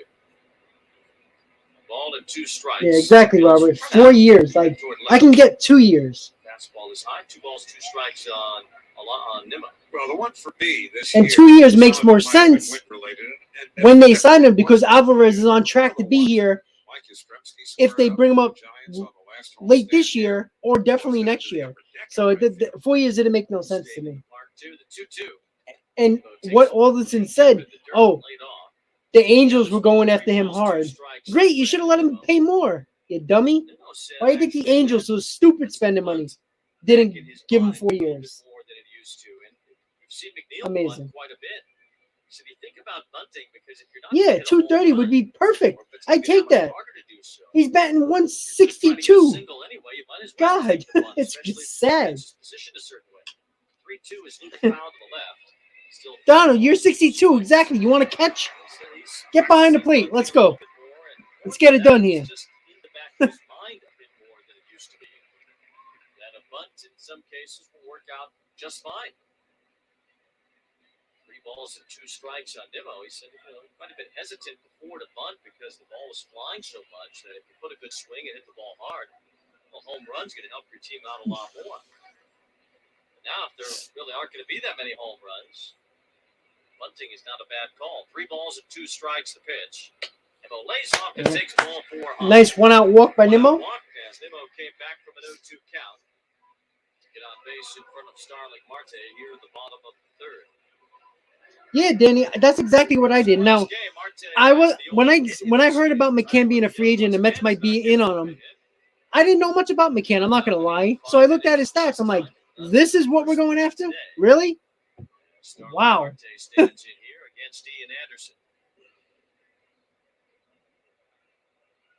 is overshifted from Marte. It's just sad. It's a stupid move. Marte's base hit against Anderson. First time he's had one against him in his career. As Anderson throws to first. In Anderson last year in Game 3 of the World Series, 5 hitless innings against Houston. It really just continued what has been a lot of postseason success for Anderson the last 2 years. 1 out, 1 on. That's crazy with Billy Bean and Dykstra. He shows one takes a strike on the outer half. It's 0-1. But Ian Anderson has now made 8 postseason starts over the last 2 seasons, and his ERA is 1.26 in those 8 games. He's won 4 of them. He's lost none. He has been. He just turned 24 years old, a very successful playoff pitcher already for the Atlanta Braves. The balls in 1 strike. Anderson of Altai set. Long look now. The pitch. Martinez ground ball right. That's in the shift. Dives, gets to it. Gets up. Can't get anything. All right. First and second, 1 out. Here we go. Albies ended up in his normal position after ranging from up the middle. All right, we got Frankie up at bat with 2 men on, 1 out. With Marte's speed and with Nimmo advancing to second base, Albies had no play. It's an infield hit for Marte. He's 2 for 2, and the Mets have 2 on with 1 out.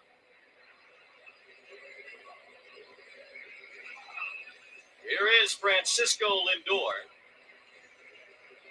Lindor walked his first time, batting left-handed against the righty Anderson. 2 on, 1 out for the Mets.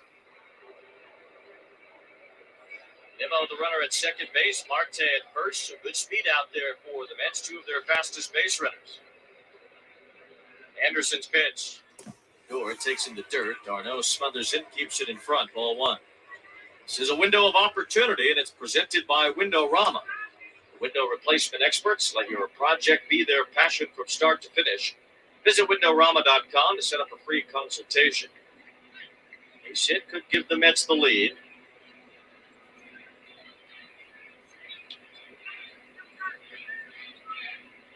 Lindor trying to break out of an 0 for 12. The 1-0. He hits it high in the air, deep to right. Heredia back for this one. Heredia at the warning track now, circles around the baseball and makes the catch.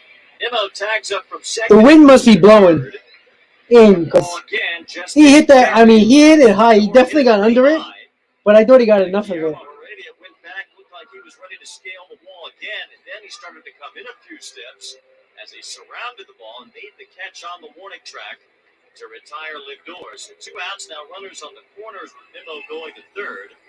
Another one that Francisco just missed. Yeah, I'm not sure that was the baseball as much as it was Lindor just getting under it a little bit. And again, you're talking about fractions of an inch on the bat between the sweet spot, a little lower or above that, where it makes all the difference. All right, let's see if we get 2 out here from Alonso to get that first run of the ball game. Just did miss that one, but he got under it. Now here's Pete. Hoping that he doesn't run into SpongeBob here with the runner on third, Nimmo, and the runner at Yeah, first. you know what? All the teams having humidors now, No score, third inning. and the baseball's not being as like juiced, I guess. Now that ball Lindor hit was 103 miles an hour off the bat, so he got a lot of it, but he hit it really high at a 42-degree launch angle. That's more than anything would have kept that in the park. That ball's hit at a lower trajectory. It probably does go out, although who knows the way these balls are traveling. The ball's in a strike on Alonso. 2 out, 2 on. Pitch. Tie. 1 ball, 1 strike. Alonso now with 21 runs batted in after his 3 RBIs in the doubleheader yesterday. He's still behind C.J. Cron of the Rockies, who homered yesterday. Cron has 22. Remember, Pete's done a lot of damage taking balls through the infield the other way, and they're giving that to him again. He has done that consistently well over the last couple of weeks. Yeah, I don't know why Holderman is not got called up yet. I think that he pitched really well in spring and still hasn't gotten a shot yet. Kind of sucks for him. I think he could definitely help this bullpen. Anderson going in on Alonso, pitching more to the defense, which if you do have the shift here. Why is Alonso getting so many pitches away to go the other way with? Occasionally, he will take an inside pitch and inside out the ball toward right field. See if he can come through again, as the Mets often have, with 2 outs and 2 strikes this year. 1 ball, 2 strikes on Alonso, 2 outs, runners on the corners. Anderson ready, a belt tie set, his pitch. Alonso a good cut, fouled it straight back. It's 1 ball, 2 strikes still on Pete. Mets lead the majors with 101 2-strike hits. The Cardinals are second with 80. So the Mets have 21 more 2-strike hits than any other team. Third in the majors in 2-out hits. This is the spot for the Mets. 2 strikes, 2 outs. Try to take the lead. No score, third inning. Nimmo leads away from third. Marte a fairly short lead at first. Anderson ready, 1 ball, 2 strikes. Pitch. Swinging it hard, hit ground ball to short. Swanson hit it hard right at the shortstop. Second, Marte's forced out. Damn it. And the inning is over. Mets don't score, 1 hit. All right, we're going to the top of the 4th. Still no score. The Mets had opportunities twice in this game already and didn't get it done. runners in scoring position with less than 2 outs and then 2 outs. They've been big with 2 outs this year with runners on, but they didn't get it done again. Ian Anderson is pitching pretty well, even though the Mets have been, getting on base against him. They're just not getting over that hump to get those runs in, which sucks, actually. So, Angel, a member of Talking Mets Rob, what's up, buddy?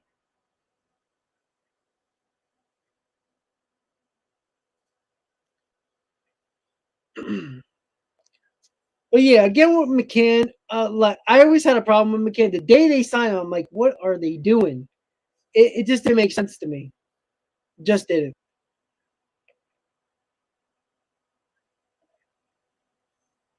Once again, guys, we got 200 viewers right now for the Mets versus Braves watch party. What's up, everybody? Welcome to Talking Mets and Rob. If you're new to the channel, hit on that subscribe button, everybody. And if you have not hit on that like button yet, what are you waiting for? Hit on that like button. Let's get more baseball fans here, more Mets fans, more Braves fans to hang out with all of us in the chat and the stream, hanging out on this Wednesday afternoon watching baseball, the game we love. It's early, Rob. It is early. But, Ken, excuse me. But, I need runs.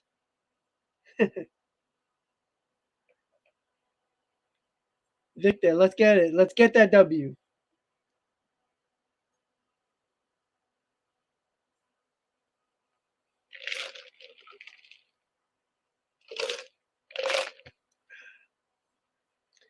All right, guys, we're going to the top of the fourth. Still no score. Megill and Anderson are pitching pretty well. Megill's pitching a little bit better at the moment, but Ian Anderson is holding the Mets at 0.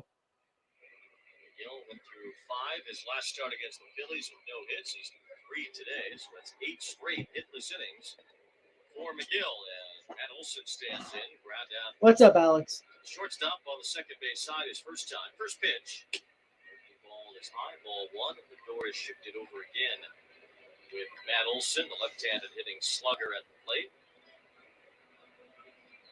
A ball and no strikes to count on Olson. Beagle, that's always hard. Wind up pitch. It's in there for a strike. That time a changeup, but it's 1 ball, 1 strike. This time Megill allowed a base hit. It was an RBI single to Nick Ahmed of the Diamondbacks on April 24th. Last batter he faced that day. 1 ball, 1 strike. Pitch. Wilson takes outside, ball 2 in the 4th inning, sponsored by Cars for Kids. Cars with the Well, he got into the 6th and 7th this year already. Early on, you don't want to push him too much early on. Now, I think he can have about 90 pitches, 95 pitches. So, he has 48 pitches in the 4th. He keeps on going like that. He can pitch 7 easily with no problem. You got to remember, Megill in this rotation early, he's going to pitch a lot of innings. It's the first time he ever done this in his career with all these innings. So, you got to be careful with those innings. He's upset about something. Buck was saying Chris Bassett had a few words for the ups as well. In addition to Scherzer yesterday. 2 balls, 2 strikes, the pitch. Nick Evans. Toward the left field line. After it is Escobar. After it is McNeil. Escobar near the tarp runs out of room. It's still 2-2 on Olson. There's an interesting story in the paper today. Was it Puma who had it about Chris Bassett still waiting to have his arbitration case heard? And the Mets and Bassett are not all that far apart in terms of the amount of money that each are asking. So, one level, I'm almost surprised they haven't come to a mutual settlement. But now that those arbitration papers have been filed, they're apparently going to go through with it. 2 balls and 2 strikes on Olson. Megill ready to pitch. A bouncer foul toward first. Still 2-2. That's a 90-mile-an-hour changeup from Tyler Megill. Sponsored by Spectrum Mobile. Switch and save with Spectrum Mobile. Nationwide 5G included. Restrictions apply. SpectrumMobile.com. It's another thing that Megill has done this year is throws changeup harder. Last year, that changeup would come in 83, 84 miles an hour. This year, he is throwing it quite a bit harder, more consistently. In a similar vein to Ian Anderson. That fastball and changeup are not far apart in terms of velocity. 2 balls and 2 strikes on Matt Olson. Megill's pitch. It's high and away. 3 balls and 2 strikes. Changeup got away that time. Full count. Olsen homered in this series. Olsen hit a home run yesterday off David Peterson in game 1 of the doubleheader. 3 homers for Atlanta. He's batting .292. 3-2 pitch. Swinging a foul back to the left. Still 3-2. Olsen's slash line right now is a perfect representation of what a Major League ball player would like to see. Take a picture of it and remember what it looks like right now, because his on-base percentage is .400. His slugging percentage is .500, which gives him a nice round OPS of .900. That is ideal for a big league ball player to see those numbers right there. 3-2. Yeah, well, Darno couldn't stay healthy, and that was the biggest problem. We knew he can hit, and he was getting better as a catcher as a Met, but he had that arm issue, the elbow issue, couldn't throw down to second base. Then his hitting got a little affected, and then the Mets had to get rid of him. Man has been better today, but still a bit elusive. Job, bats he's had. He walked Swanson in the 3rd. Now he's lost Matt Olson to a walk. So leadoff man on for Atlanta. Austin Riley, the batter. First pitch. Swing and a miss. Good changeup there. It's a real good one that Megill throws to a right-handed batter with that movement down and away. Almost has slider-like movement at times with that changeup. Snowballs 1 strike on Riley. Score top of the 4th. Riley waits pitch. Swing and a miss. This time it was the fastball up. I don't know. I don't know if he's taking steroids, but he's just been able to be healthy. Riley, their team leader, that changes everything. Hit 9 in this ballpark. Very short amount of time. No balls, 2 strikes. Megill's pitch. Fastball, but away, and it's 1 ball, 2 strikes now on Riley. Atlanta desperate for offense, especially in day games. A team that hits as many home runs as they do. They've scored the fewest runs in day games this year, 22 in 9 day games. Ball, 2 strikes. Pitch. Woo! Blew a fastball by Riley. This time. What a pitch. Right on the inside corner, right by him. Riley has punched out 4 times in his last 6 at-bats. 1 out, Olsen still at first, and now Ozuna will bat. Normally a getaway game like this one is a day game. The Braves are just not winning these games. They're not scoring runs in them. They're 1-6 in getaway games before travel. They scored 18 runs in those 7 games. I agree, Kerry. We talked about this in the pregame. 1 out, 1 on as Marcell Ozuna bats. Pitch. It's in there for strike after these, and it's 0-1. Ozuna flying to center his first time. He has not had a hit yet in this series. Good double play target. Not as fast as he used to be. It's a lot of hard ground balls. He's hitting 4 double plays this year. Ball's in a strike pitch.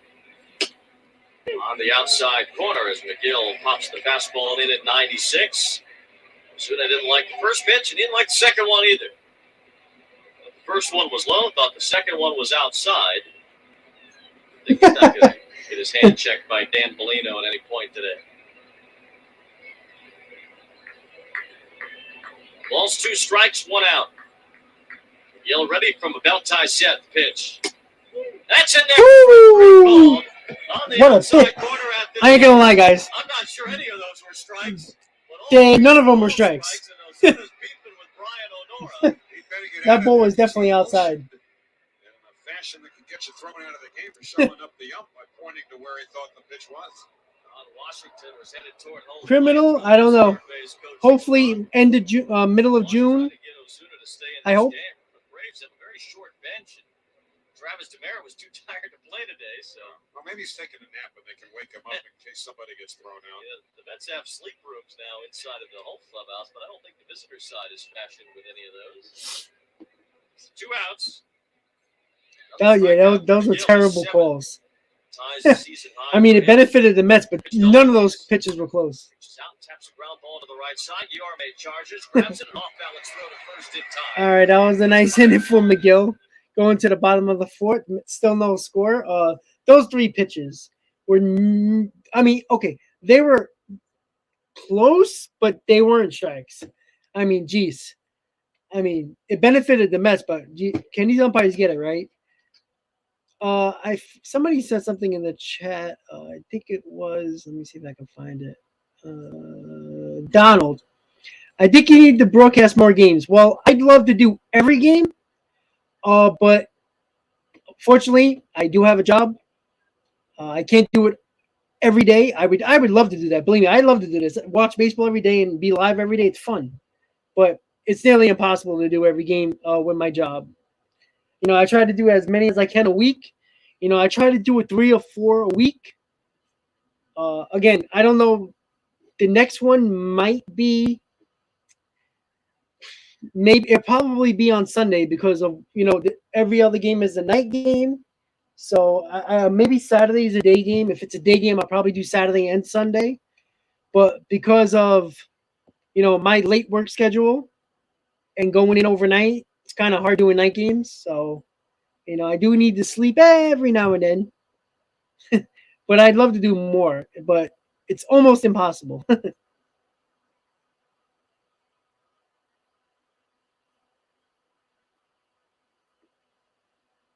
Thanks, Terry. I appreciate it.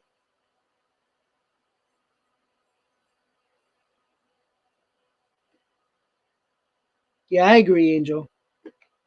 Jose, what's up?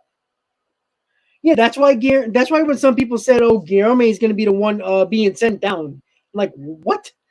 This guy plays every infield position besides first base and catcher. He is a defensive whiz. I mean, that wasn't an easy play to get Albies out at first. He came in, one hand, boom, flip it right to first, boom, quick, easy. It's perfect. So he's very good. That's why he's on this team. Thank you, Don. I appreciate that. All right, guys. So going to the bottom of the fourth, 0-0 score so far. Anderson and Megill pitching well. How many pitchers have had? Yeah, Ryan. So I can probably do the 405 and 135. I'm assuming they're Saturday and Sunday games. So yeah, I think I could definitely do those games. 5 innings without a hit in back-to-back starts. That's what Megill could do. Might get a couple more innings today, though. Thanks, Ken. This is the 7-line Army Colorado outing T-shirt, Mile High Madness. So I just got it today, so I thought I'd put it on. No hits allowed. Made sure it fit. 149 pitches in that time. 0-2. Escobar takes outside ball 1. So you see, that's why the no-hitter wouldn't have worked last time. You can't have a guy out there throwing 150 pitches trying to get a no-hitter. At least not these days. 1-2. Escobar takes high, 2-2. Ron Darling, I don't know if you were there, Madge, but Ron Darling said the most pitches he ever threw that he knows that he threw in a start was 147. 2 balls and 2 strikes. Anderson's pitch. Change up in the dirt. Escobar laid off. Full count. 3 balls, 2 strikes. It was a college game that he threw 147 pitches, or a regular season game. So the only I know it's a Mets game because he said the only reason that they knew is because they were charting the 3-2. In the dirt, ball 4. All right, leadoff walk for Escobar again. Escobar's an on-base machine when there's nobody on base. It's crazy. A guy who's notoriously been an RBI guy. He's the guy that drives in the runs. Has been better with no runners on. All right, leadoff walk with Jeff McNeil coming up. Here we go. Stream every regular season game live or on demand at MLB.tv, online, or on your favorite supported devices. Blackout and other restrictions apply. Visit MLB.tv for details. McNeil was robbed of at least an extra base hit, but not a home run by Guillermo Heredia his last time up as he golfed one to the right field corner, and Heredia scaled the wall and Made a great acrobatic catch. First pitch. Neal takes a strike on the outer half. Ball one. Strike one. That's one strike on McNeil. Actually, laughing at Mike Puma's tweet. Very clever. What did he say? I'll tell you after this next pitch. All right, Ian Anderson is ready. Belt tie set. No balls, one strike. Pitch. Fouled away. 0-2. All the Star Wars stuff going on today. Puma tweets, "May the 4th be with you. May the 5th prevent you from perjury." That's clever. You don't think so? Yeah, I get it. Madge rolls his eyes. You give me some BS laugh that you don't really mean. I mean, what? That's clever. Hey, Puma, Puma's going to have to talk to you guys via Twitter. You're going to have to answer your indifference to some clever writing. Hey, maybe it's not for everybody. The 0-2 in the dirt. Away from Darno for a moment. McNeil was waving. McNeil's waving him like a madman to second. Probably shouldn't have. Travis got to it pretty quickly. 1 ball, 2 strikes on McNeil. If I see Mike, he can talk me into it. Maybe I'll give him. No, it's self-explanatory. You're not going to get talked into laughing. I mean, I get it. I understand what he's saying. You don't think it was clever? It was fine. I'm not his agent. I don't care. 1 ball, 2 strikes. The pitch. Neal takes outside. Ball 2. Anderson, again, all over the place. He's walked a hitter in each inning.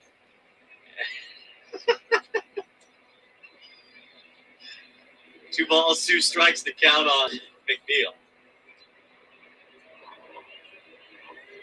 I got support from the fans, by the way. Yes, you do. It's good. Which means Puma does, too. Pitch. Tie, 3-2. Anderson's control problems haven't haunted him yet in this game. But a leadoff walk to Escobar. Now a full count to McNeil.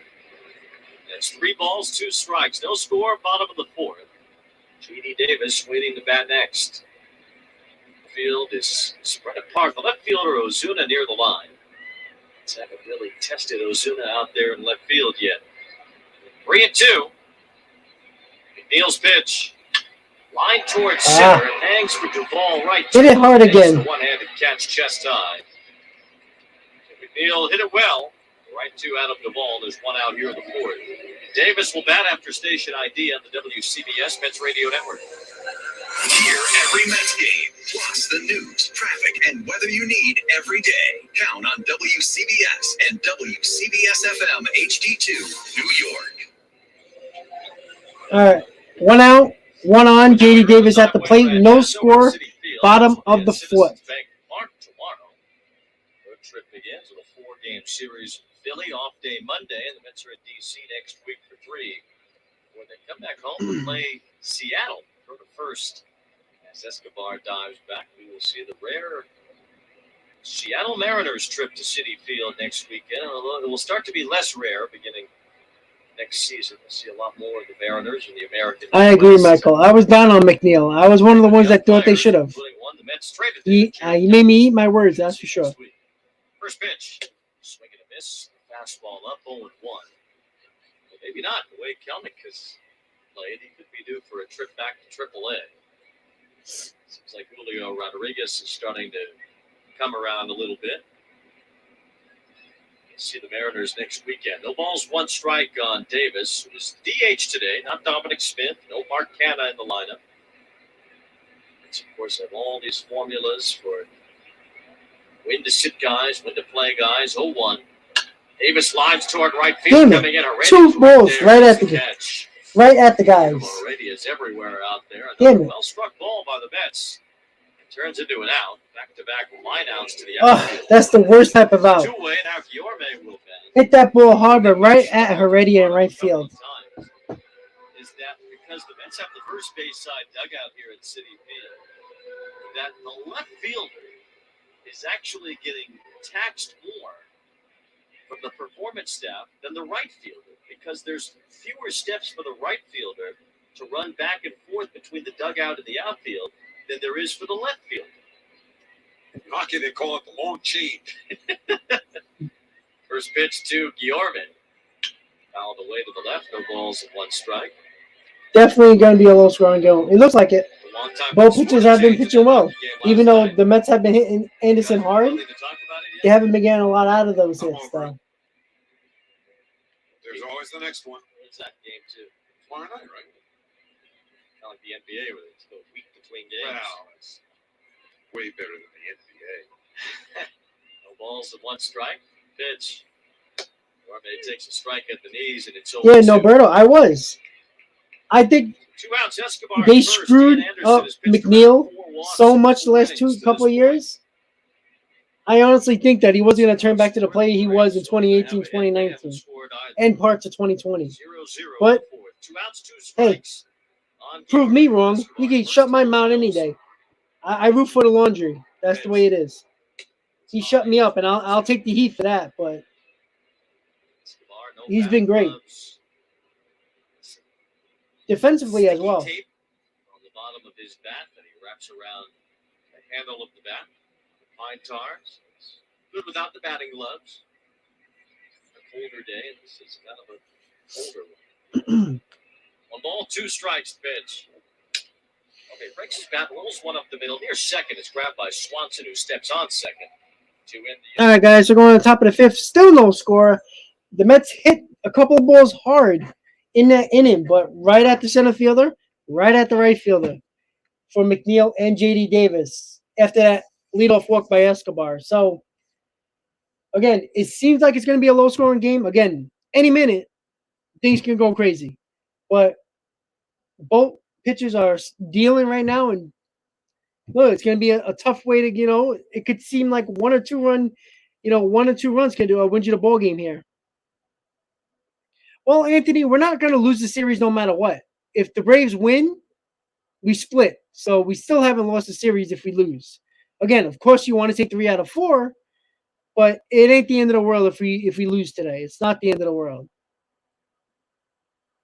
Yeah, being a Reds fan sucks. And then when your owner says, "Oh, but where are you going?" It's like, huh. If the Wilpons would have said that, there would have been a riot at Citi Field in years past.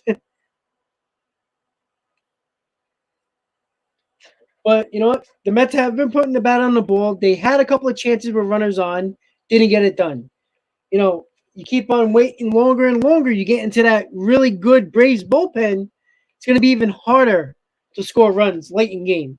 So the Mets got to try to get to Ian Anderson over the next inning or 2 before that very good bullpen of the Braves start coming in. Mintzer and all those guys. So obviously Jansen and Will Smith, those guys are good. Really good. So we're going to the top of the 5th, guys. Mets Braves, game 4 of the series. Getaway day for the Mets and obviously the Braves. Who is going to win this game? Mets can win the series, their 8th series of the year, or will the Braves split the series and take game 4 from the Mets? We will see. Here we go, guys. Darno leads off top 5. He will lead off the 5th against Tyler Megill. Here we go again. Megill, a no-hitter through 4. As he has kept the Braves Shut up, Wayne. from getting a hit. Don't say it. Did against the Phillies. I noticed. Shh. He's thrown 149 pitches over 9 hitless innings in his last 2 starts.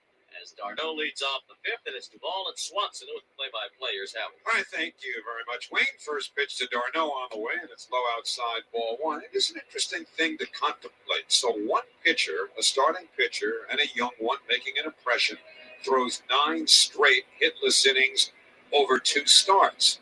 How do you compare that with what the Mets did in Megill's last start? The 1-0, taken for a called strike, a changeup 1-1, where 5 pitchers combined to no-hit one team in one game. I mean, it's all just esoteric fun, and you can believe whatever you want, but take nothing away from what Megill's accomplished here. The 1-1, on the outside corner, another changeup. Then it's 1 ball and 2 strikes. We're coming to you live from the Bob Murphy broadcast booth, proudly presented by Bigelow Tea. Grab a mug and tea proudly. Quirkiness aside, the Mets have to be just over the moon about the steps that Tyler Megill has taken this year. 1-2 pitch, breaking ball, hit on the ground up the middle. To his left, Lindor bobbles the ball, recovers, fires to first too late. And that should be an error on Francisco Lindor. I don't know if there's any question that if Lindor feels that cleanly, he throws out d'Arnaud. And well, it's definitely an error. Says, and he does say E6. It's the obvious call to make. So for what it's worth, this early, the no-hitter's still intact. And the Braves, more importantly, have the leadoff man on for the second straight inning, and Adam Duvall, a power hitter, coming up. Duvall grounded out. Well, on the radio call, his first time who up. said that? Where Bobby. They were saying that maybe Megill would be the one going into the bullpen, which is odd, but you never know. Best case scenario. First pitch is breaking ball, low and away. Ball one. All right, let's hope it doesn't rattle Megill at all, which I don't think it will, but we'll see. Megill now at 65 pitches. And again, the Mets are going to be so careful with his innings this year. Most pitches that he's thrown, 92. That was over 6 2/3 innings, also his longest start. And that was 2 starts ago. Scoreless beginning the fifth, the 1-0. And there goes the no-hitter. Left field, and it takes care of that drama. McNeil over to get it, plays it into Lindor. Stopping at second is d'Arnaud. Well, now it's all about winning this ball game now. Got to bear down here. Bottom of the order for the Braves. 0-0 game. It's always cool to see a no-hitter, but still, got to win the ball game. In 9+ innings. First and second, nobody out.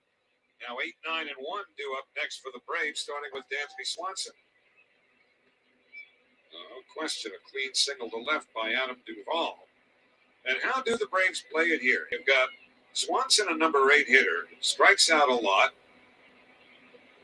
Guillermo Heredia behind him is just 3 for his last 28. And Swanson, after a slow start, has been a little bit better with a bat. Yeah, that's a tough error. 12 for his last 38. Made Megill throw even more pitches. First pitch is taken off the now outside. he has first and second with nobody out. Bottom of the order for the Braves. Swanson yesterday. And, you know, he's a little flustered right now. He's a little wild. He was 0 for 3 in the opener of the series on Monday nights. He's only 1 for 10 against the Mets here. Yep, still hear the planes. 1-0 pitch in the dirt. Nice stop by. Come on, Tyler, let's go. And the count, 2 balls and no strikes. So the Braves, with their biggest threat here, and the Lindor error which started it, then the Duvall single, consider as the Braves bat with a runner in scoring position for the first time in this game, that in game 2 of the doubleheader yesterday, they went 0 for 11 with men in scoring position. 2-0 pitch, swing and a miss at a fastball. 2 balls and 1 strike. 94-mile-an-hour fastball there from Megill, who again has had more than that in the tank in terms of velocity at times this season. I don't think he's getting tired. I think the error messed him up a little bit. Got him a little flustered. Second baseman almost directly behind the second base bag. 2-1 pitch, swing and a miss. Nice pitch. Fastball at 95. Swanson goes for a little walk across to the other batter's box. He won't like it any better there. He's a right-handed hitter, and that's it. He's not a switch hitter. Stupid pitch com. To check out the topography of how the other half lives. Or the other, I don't know, 20%. What would you say the percentage of left-handed hitters are in the game? About 20%? 20, 30 maybe. So 2-2 to Dansby Swanson. Megill with his cap off, perhaps adjusting some of the pitch comm apparatus. He just held his glove up to his ear. I think he's trying to hear. Yeah. Uh-oh. He's cupped his glove over his ear. He wants to hear what he's being told. Hello. I mean, it is Star Wars Day. 2-2 to Swanson. Megill checks the runners the pitch. Swinging a high fly ball, well hit to right center. Nimmo on the run at the warning track with Marte at the wall. Marte, the right fielder, makes the catch. Tagging at second, going to third is d'Arnaud. Holding at first. That was close, guys. He hit that hard. Gave that one a real good ride the other way. Marte caught it between the 370 and the 380 marks. in right center field. So now the Braves All right, have first and third, runners in one the out. corners, one out. And See if you get a double play here. coming up, and you wonder if the Mets Unconscious, that could be it too. But he always pitches from the stretch, though, so I don't think that's a problem. I just think the error messed him up a little bit, you know, in a groove, and then it, you know, takes away from your groove. That's how I think it is. You know, pitches are a creature of habit, you know. But a double play here ends the inning. From his knee injury, which cost him the second half of last year. Let's go. So let's see. Come on, Tyler, let's go. Out, even with a bag at third, that enables him to keep Darno very close. Infield back up the middle. Runners at the corners, one out, no score in the fifth. First pitch. That's over for a called strike to Slider. 0-1. Heredia struck out his first time. He is 3 for 28 in the big leagues this year. In center field, Nimmo plays a few steps the other way. Marte with a pretty good arm in right field, the most shallow of the Mets outfielders right now. 0-1 the count. Exactly. That would have been a long home run at Yankee Stadium. 1 strike to Heredia. And Ronald Acuna What's up, is Grant? on deck. Matt Olson behind him. Two good right-handed hitters to follow, which could well mitigate against the squeeze possibility here, but never know. Darno, not much of a lead down the line at third. 1-1. Megill deals. That's a little bit low. A changeup, 2 balls and 1 strike. Pitch count, not a major issue yet for Megill. He's at 75 according to TV, 74 according to the video board here. That's where you'd like to be with really nothing. I'm good, Grant. I'm good. Through 5 innings. He's only got 1 out here. 2-1 pitch. Swing. Nice fastball. 2-2. Let's go. Strikeout and double play here. I'll take either one. Darno, the runner at third. Duvall, who's not a fast man, is the runner at first. Terribly fast man, to be sure. Eric Young, senior, the first base coach, for a quick word. Alonso holding against him. Now Guillorme a step to the left of second base. May the fourth be with you. 2-2 pitch. Swinging a foul back to the screen. That was a hanger. He missed that ball. Fouled it straight back. I think you got to go fastball inside high on him. He hasn't caught up to the fastball yet from Megill. Strikeouts will build up your pitch count. Very difficult to strike out a lot of hitters and work to a low pitch count. So 2-2 the count. Escobar has backed up a couple of steps at third, not as concerned about the squeeze now with 2 strikes. 2-2. Megill ready. The pitch. Yes. Strike 3. Fastball. There we go. He could not catch up to his fastball. Number 8 for Megill. Perfect pitch sequence there.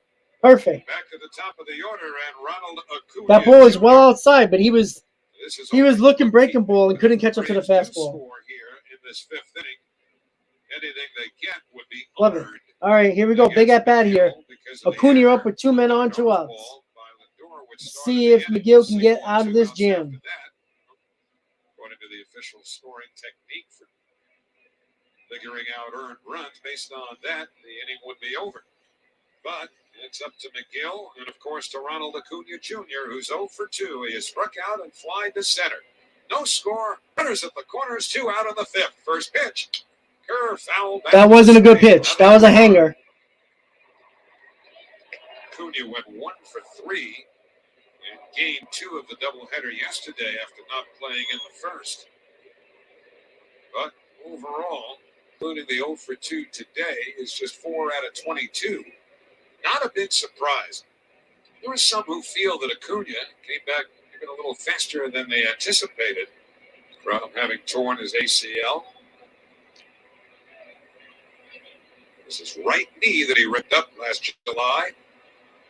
0-1 the count. Megill to the belt. Come on, Tyler. Let's go. Breaking ball outside. It's 1-1. Well, the next one Megill throws, I guess depending upon which service you subscribe to, SNY's pitch count or the scoreboard here at the ballparks. According to the scoreboard, the next pitch will be number 80. He's already reached that on television. but delays and all. 1-1. The pitch upstairs. 2 balls and 1 strike, a 95-mile-an-hour fastball. And it's certainly no easy feat, even though he's still kind of on the way back. This is the guy Megill really wants to get. You walk him, let's say, you've got to deal with Matt Olson with the bases loaded. And that is not a tantalizing possibility. 2-1 the count. Megill to the belt. Now the pitch. Swing and a foul. All right, let's go. Come on, Tyler, let's go. Which was get it done. Middle towards middle away. And so now that strike zone expands a little bit with 2 strikes on Ronald Acuna Jr. Mets have Lindor, the shortstop. He's about at the edge of the outfield grass. Luis Guillorme, the second baseman, to the left of the bag. The outfield around towards right. Alonso holding against the runner Duvall at first. And many in this crowd begin to come to their feet. Come on, Tyler, let's go. Megill through the turnstile here in the 5th. In this scoreless game with runners in the corners. 2-2 to Ronald Acuna Jr. Megill from the first base side of the rubber. Brings the hands together. Checks the runners. Now the 2-2 pitch. Yeah, baby. What a slider. Let's go. That's what I'm talking about. Bulldog. Big drip Megill, baby. What a strikeout. Get out of that jam. Beautiful slider. Low and outside. Got Acuna swinging. Let's go. Going to the bottom of the 5th. No score still. Tyler Megill getting out of a jam with 2 men on with less than 2 outs and gets it done. Nice to see. 2 back-to-back strikeouts the end of the inning. Nice. Love it. Guy's good, man. The guy does not break down under the pressure. Really does not. Gets better when there's pressure on. Who does that sound like? Jacob deGrom. That's exactly how it sounds like. Exactly what it is. Absolutely great. Pitch count still at decent. He's around 82, 83 pitches.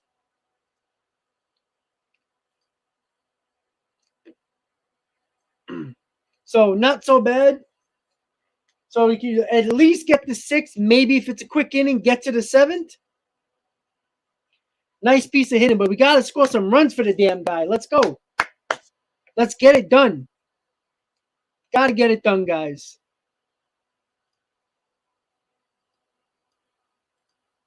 The Mets will have let's see, it's McCann 9-1-2 for the Mets. So let's get it done. God, that pumped me up. Woo! Yeah, exactly, Joe. Yo, I swear to God, with that freaking porn freaking bot, everything I do, I emailed YouTube about it. I say I blocked the bot. I do all types of comment reviews and put strict reviews on there. Nothing works. So I had to email YouTube, be like, what the hell is this? Ken, I don't know why it's so behind today. I have no idea. Usually it's exactly a pitch behind. So it's a little quicker. Today it's like almost nearly 2 pitches behind. It's like a pitch and a half, if that makes sense. But I don't know why today. All right, guys. So we're going to the bottom of the 5th. No score. James McCann leading off. So in this scoreless game, Braves nothing, Mets nothing. We begin the home half of the 6th inning. Or 5th inning, pardon me. James McCann in the leadoff for New York against Ian Anderson. First pitch to the right-hand batter is in the dirt for ball 1. McCann grounded to short his first time up. Brandon Nimmo on deck. Starling Marte. Well, Joe, I did subscribers only on it was one of the live streams, not the games, but one of the live streams, and it still got on. So I don't know what it is. Wild pitch. In the dirt, 2 balls and no strikes. All right, let's see if James McCann can do something here. Jumping around on him a little bit. Is pitching himself not so much into a high pitch count as he is getting into trouble with bases on balls again. He's already walked 4. He walked 5 in his first start of the year, and that was a much shorter start. He only went 2 2/3 innings against the Reds. 2-0 pitch pulled on the ground to third. Under the Oh my God, James McCann got a hit. Riley goes into short left field. McCann Oh my God, it's gonna snow. on at first. He hit it hard. We'll see how they score it. Could very well be an error by Riley. That ball went right under his glove. But again, McCann hit it hard, and they are going to give him the benefit of the doubt and give him a base hit. It would have been a nice play if Riley came up with it.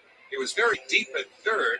McCann not a fast man. There we go. Riley didn't hit it. Good leadoff hit. Had a good chance to get McCann, but James McCann will gladly. All right, Brandon, let's go. This is the inning right here, guys. I feel it. Two-run inning for the Mets here. I feel it. The Mets with the leadoff man on here in the fifth inning, their third hit of the game, and that brings up Brandon Nimmo, who has struck out and walked. That was a nice at bat by McCann. At third, even with a bag there and off the line. Wasn't flying out, kept the bat leveled right down the line. Backhanded by Darno. Let's go, Brandon.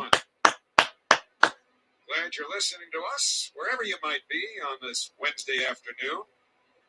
The reach of our signal is so strong, and various other ways to hear our broadcast so plentiful. We've got buddies I usually play golf with on Wednesday down in Florida. Jesse Faber and Mark Siegler. They're texting me today, telling me about the game that we're watching here. They're listening. I love it. The 1-0, taken for a called strike, 1-1. The only problem is they're on the golf course while they're listening to us, which means they must be having a terrible day on the golf course. They can't play and listen to the game at the same time. Well, Angel, it might not be July. If DeGrom starts pitching in about another 2 weeks, he can be ready if everything goes well, by the middle of June. But July is probably more likely. Why rush him? He introduced himself to me as no need to rush him, especially if the Mets are playing the way they've been playing. I said, great, you're just the guy I'm looking for. All right, 1-2 count to Brandon Nimmo. We've been good friends and golf buddies ever since. And between the two of us, we buried 2 golf carts in the mud on that course. That's a whole other story for another time. It's true. 1-2 to Brandon Nimmo. McCann at first, no out. The pitch, swinging a little pop-up foul outside third down the line. Riley giving chase. He won't reach it. As it hits the protected netting, bounce harmlessly away. So it's 1-2 to Brandon Nimmo. See, are you playing when you're down? Well, Criminal, I don't think several times a week. It benefits DeGrom just to sit out. That doesn't make sense. Well, there are 7 days honestly. a week. Several might infer 3 or 4, so not every day. And I think I golfed myself into a hernia, though, when I got back to Florida late last year. It was a surgery in September. Seriously. So I didn't play as much. How am I going to get my handicap down under 28? I'm not kidding. It's 28. The 1-2 to Nimmo. It hard on the ground to second. Albies up with it. Shovels to second. Damn it. Swanson the first. A double Hit it play. hard, but right at Albies for the double play. Right, Ozzy Albies, and they turned it easily. Damn it. 4-6-3. Just like that, 2 out, nobody on, and Starling Marte. So our Baker Tilly trivia question. Visit BakerTilly.com to learn how their leading advisory, tax, and assurance professionals can help you bring home a win. Baker Tilly, now for tomorrow. Well, this is a baseball one as opposed to the hockey one that Madge threw at us the other day. Well, Marte's starting to get hot. 2 singles today. 2 for 2. 5 for 10 in the series. Not bad. I mean, look. Here's Marte. First pitch, breaking ball, low, ball 1. When the Mets swept the Braves in the 1969 National League Championship Series, who made the final out of series? I'm not going to just blurt it out. I know it. Which batter? Yes, which batter?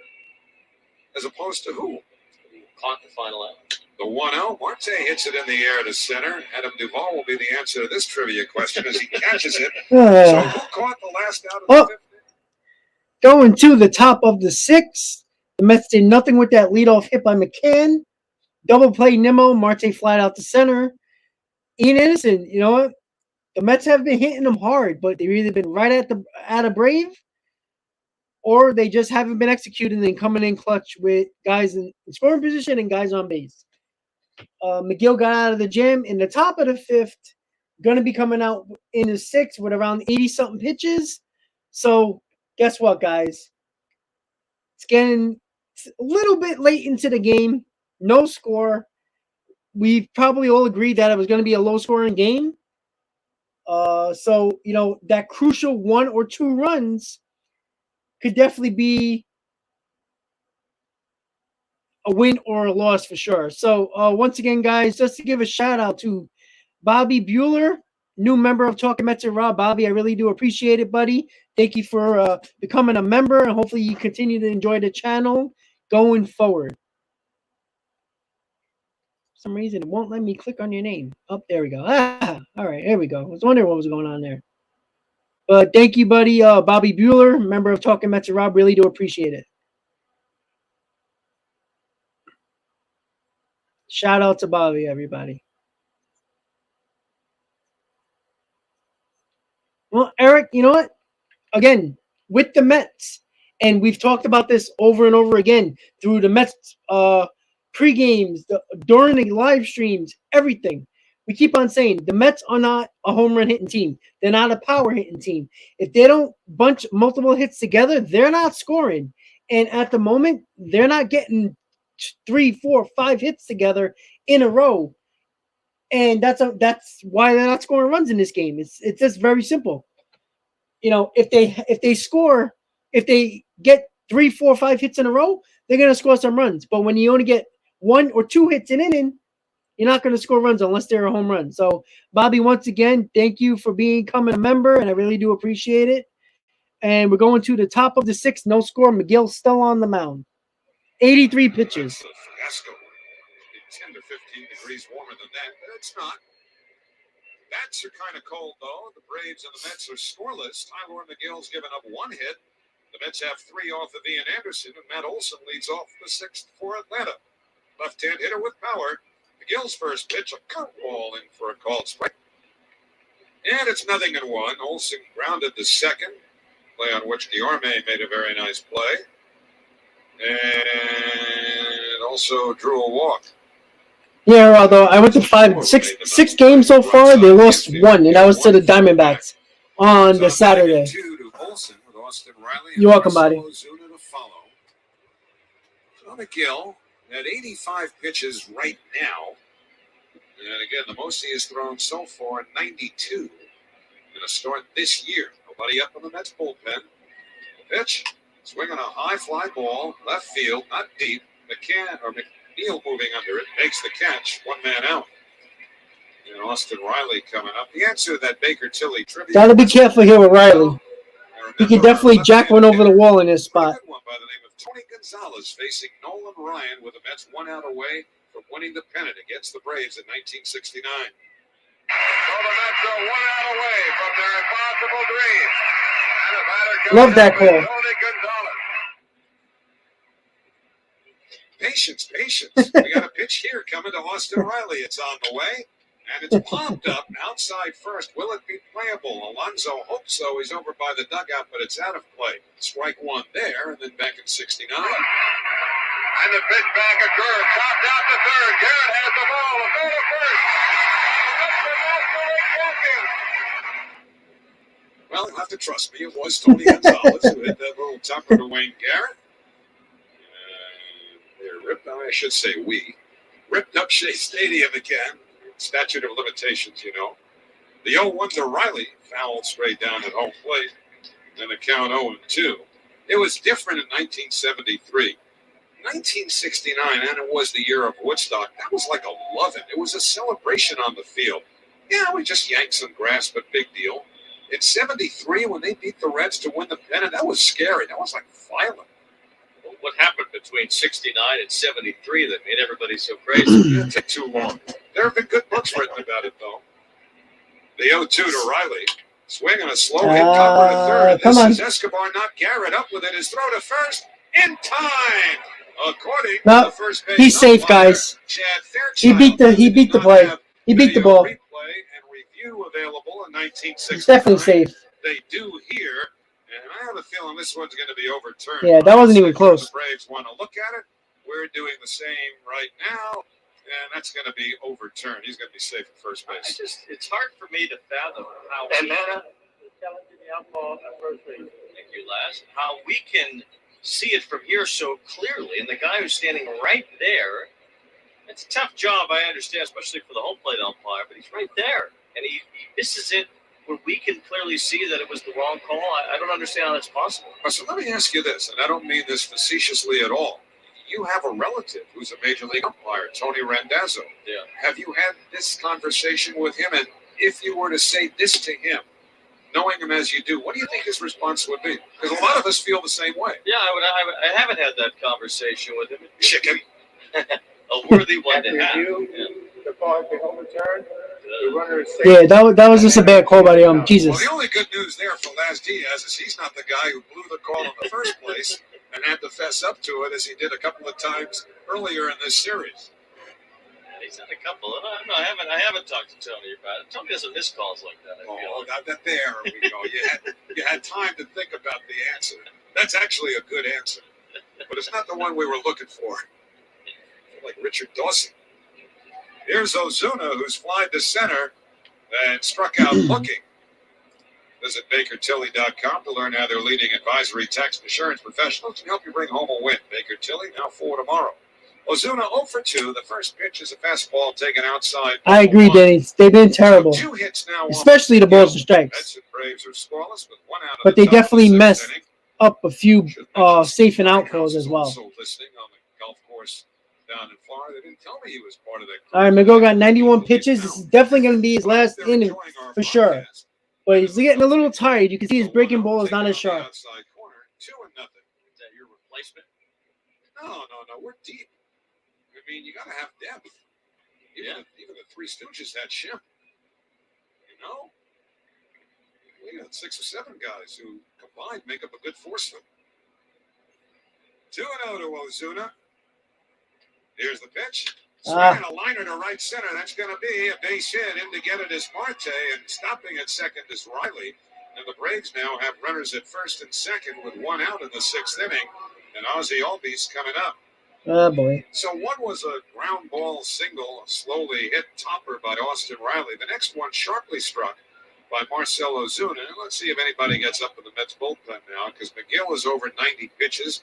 He has just matched his season's high at 92. I don't think they're going to wait much longer. And probably not now at all, because here comes Jeremy Hefner out of the dugout. So he's probably going to buy time for someone out there. And we know that that someone will not be Trevor May.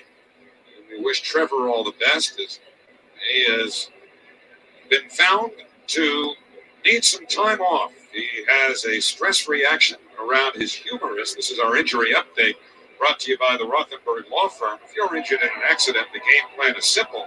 Just go to injurylawyer.com. But they're going to shut Trevor down for about 4 weeks. No throwing for 4 weeks. Then they will re-image him. And even if he gets the green light there, then he's got to work back into game shape. So realistically, it's going to be, I would say, at a minimum 6 weeks before we see Trevor May again. And we wish him the best in hopes that in that time he All right, let's see if Megill can get out of another gem here. back to 100% and contributes to the Mets bullpen. Right now, it is Ottavino starting to throw. Definitely going to need a hard ground ball to get a double play with Albies at bat. Strong inning. But Megill, he's getting underneath his pitches now, and they're staying high right now, so he's definitely tired. We'll see if he can bulldog his way through. I'm sure one of the things they tried to ascertain in that mound visit, led by Jeremy Hefner, is just how much is left in the tank for Tylor Megill. Most times it's an inexact science. 1-0. Now the pitch. Boy. Right. Marte coming in will have to play it on a hop. It's a base hit. Riley had to hold up as the throw comes in on one hop up the third base line to McCann. And now as Riley goes to third and Ozuna to second after the single by Albies, the Braves have the bases loaded. Megill is definitely tired. Everything is up. Nothing is sharp right now. And talking about that gas tank, it might be pointing towards empty on Tylor Megill. And that's it. Here comes Buck Shoulder. Ottavino's coming in. He is going to go to the bullpen as Ottavino is ready. So this pitching change is sponsored by Hyundai. It's your journey. Own it. All right, guys. So Megill was pitching well. It was clear that he was tired. After that second at bat, he didn't have nothing. His slider wasn't sharp. It was staying up. It was like a frisbee. His fastball was straight as an arrow, no movement. Everything was up. And obviously, when a pitcher is tired, he gets underneath the ball, he drops his elbow, and then the balls are just staying up. There's no movement on the pitches. The slider isn't sharp. The curveball isn't sharp. I would have gave him this. I would have put him out there in the sixth. I know some people might have said this is start fresh with a reliever. He was pitching well, and he got out of a jam or two. So I would have put him in there in the sixth to start it off. But after that Ozuna hit, he should have been out of the game, in my opinion. Not pitched to Albies. If I'm not mistaken, didn't Ottavino pitch 3 days in a row? So that worries me a little bit too. We haven't seen Shreve in a while. Interesting. Rodriguez in a while. But, d'Arnaud is up. He's been a pain in our ass this series. He's a guy that puts the bat on the ball. He has no problem going the other way. But we'll see what happens here.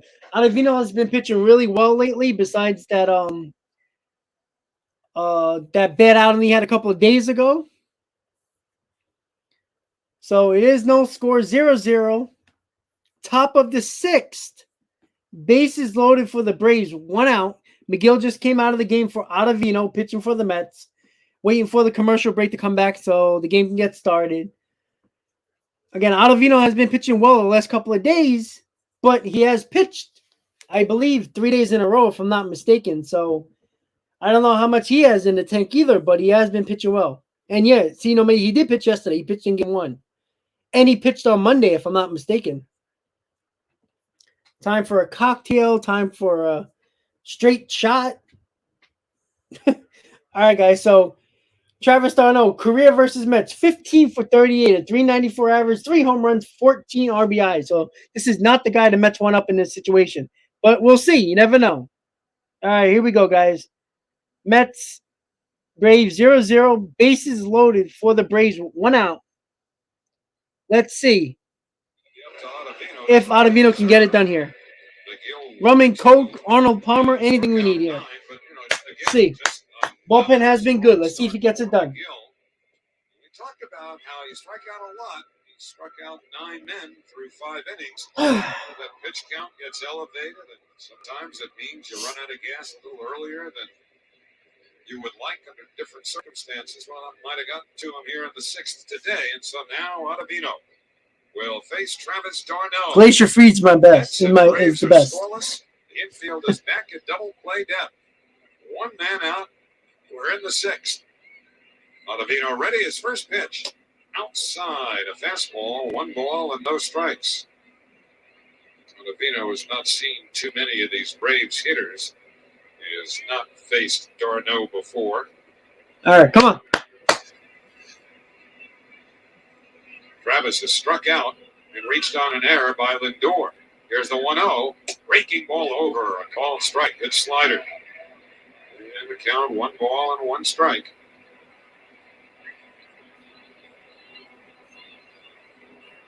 Guillorme, the second baseman, is shaded over towards the bag. Alonso way off the line and the bag at first, but still a lot of room on the right side of the infield for Travis d'Arnaud. I told you, it's hit the Mets very well, although yesterday they held him hitless in the opener. 0 for 2 today, and for a big night against them on Monday. 1-1. Now the pitch. Fastball. The ump's been calling that outside corner all day, and now we calls it a ball. Amazing.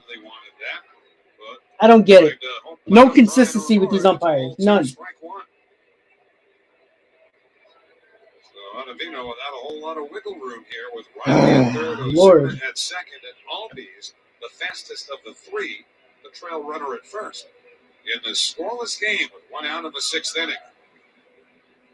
Ottavino blowing on his hand a little bit. Now on the first base side of the rubber. Comes set. Now the 2-1 pitch. Breaking ball, little bit low. 3 balls and 1 strike. That was a nice take by d'Arnaud. Well, fastball is definitely coming here. All right now. Nowhere to put d'Arnaud. He's got to come into him on 3-1. Does he give him a slider? Does he go with the fastball? Darno's got to be thinking dead red here on 3-1. Ottavino ready. The pitch. Fastball. It's outside. Ball 4. It forces the first run of the game. Riley scores from third on the bases loaded walk to Travis d'Arnaud. Ozuna to third. Albies to second. d'Arnaud gets his 12th run batted in of the year. And the Braves have a 1-0 lead. Still with the bases loaded and 1 out in the 6th. Can't walk him out of there. I know it's not easier said than done, but you can't walk him out of there. So it is 1-0. And you know what? This is the problem. Ottavino has pitched 3 days in a row. So I don't think he has his. I don't think he's. I think he's tired. Honestly, that's what I think. He's shaking his arm on the mound. Probably not as loose. It's cold. I don't know. I don't know if I would have went Ottavino in this spot. Second in the National League with those 38 homers a year ago. And the Braves, a team that have been largely reliant on the home run ball. They have 30 home runs. And that is the first most in the National League. Yankees lead the major leagues. Here's the 1-0. Fastball down the middle, a called strike. It's 1-1 to Duvall. Dansby Swanson on deck. Duvall largely is a fly ball hitter. Certainly Ottavino would love to throw a ground ball that the Mets could turn into 2 outs. But he hits a lot of balls in the air. The outfield around towards right. Right-hand batter. 1-1. Here's the pitch. Breaking ball, line to left. That's going to be a base hit. It's headed towards the corner. Ozuna is in. Albies right behind him, score standing. d'Arnaud to third. He'll stop there. And pulling into second with a double and 2 runs batted in is Adam Duvall. Yeah. The Braves have a 3-0 lead. Atlanta's really lacked the big hit quite a bit this season, batting just .212 as a team with runners in scoring position. And even worse than Sorry, I don't like that move by Ottavino. 3 days in a row doesn't make sense. Someone comes through, and it's Adam Duvall. There's enough guys in that bullpen rested. Now has 13 RBIs this year. So, the big inning is not only a potential, it is a reality. I don't get it. As the Braves have 3 in, and the Mets now have to move the Well, like I said, Ken, with runners at second a split. and third. We talked about this at the beginning of the series. There's no problem taking a split here. First pitch, swing and a miss at the breaking ball. But you know what? The Mets had opportunities to score, and they didn't. But I don't understand the move with Ottavino, though. 3 days in a row. You know, there's enough guys in there you could have went with. You know, what about Chasing Shreve? He hasn't pitched since Monday. I don't know. Pitch, fastball outside, 1-1. Guillermo Heredia, who has struck out twice, is on deck. Let's now get Trevor Williams up in their bullpen. Mentioned that Ottavino worked an inning last night. He also pitched an inning the night before. The 1-1 outside goes off the glove of McCann. It rolls to the backstop. Here comes clearly Ottavino don't have it at all. I mean, I don't understand it. He has no feel of his pitches right now. No feel. See how they score that. Like a ball that McCann could have. McCann should have caught that. That's for sure. But let's be honest, Ottavino's been all over the place. I don't think McCann knows where he's throwing that ball right now. The Mets have to keep the infield in. McCann tried to backhand that pitch that was down and away. Not an easy play to be sure. Really an all or nothing play. He couldn't get his body in front of it. That he was able to knock it down with his glove, that'd be one thing. He could not. It's a wild pitch. And the 2-1 to Swanson. Breaking ball, foul back to the screen. I do say, when the bullpen does blow up, or at least the guy in the bullpen blows up, it's never just 1 run. It's like 2, 3, 4. Always. Make sure his bullpen does not get overused. At any point, we haven't seen it happen at all in the first month, but this is a 3rd straight day that Ottavino is. Thank you, Wayne. First bench reliever to do that this year. Exactly. Made no sense. So 2-2 the count. You can't talk about overusing your bullpen and you're going to use the guy 3 times. It makes no sense. Foul back to the screen. Yeah, guys in there well rested. You had a well rested bullpen. Anybody other than Ottavino. And Drew Smith at that point. RBI double to Odubel Herrera. Bounced back very nicely in his subsequent appearances, but this little different. Bases loaded walk, 2-run double, wild pitch. 4 runs are in. 4-0 Atlanta with 1 out in the 6th. Duvall at third. The 2-2 to Swanson. Well, now Buck's coming out now. That's there you go. Second base hit going into center field. It's 5-0 Braves. I hate questioning Buck, but the first pitcher this year to go 3 straight days. I just don't get it. I do not understand that move. I hate the question Buck. Here comes Buck Showalter on his way to the mound. He'll make a pitching change for Trevor Williams. And this pitching change is brought to you by the New York Lottery. The newest scratch-off games are on sale now. Try your luck today, and you could bring home a win. All right, guys. So 5-0 Braves. That happened rather quickly. That's for sure. Again, at that moment, Buck Showalter's shown what he's done this year. He's not going to go away from his plan, right? He's not going to overuse the bullpen, but he kind of did, basically using Ottavino for the 3rd straight day, which no pitcher has done this year in the bullpen. I don't understand. Well, no, Joe, I understand he had to face 3 batters. That's fine. But he should have never been in the game in the first place. Not saying that whoever other person he would have brought in would have got the job done. But, where's Chase and Shreve, who haven't pitched since Monday? Where's Joely Rodriguez, who hasn't pitched since Sunday? There's guys out in the bullpen that could have pitched. I get Lugo, who closed yesterday. Fine. That's okay. I get it. You want to hold him off. That's fine. But there's other guys in that bullpen that you could have put in.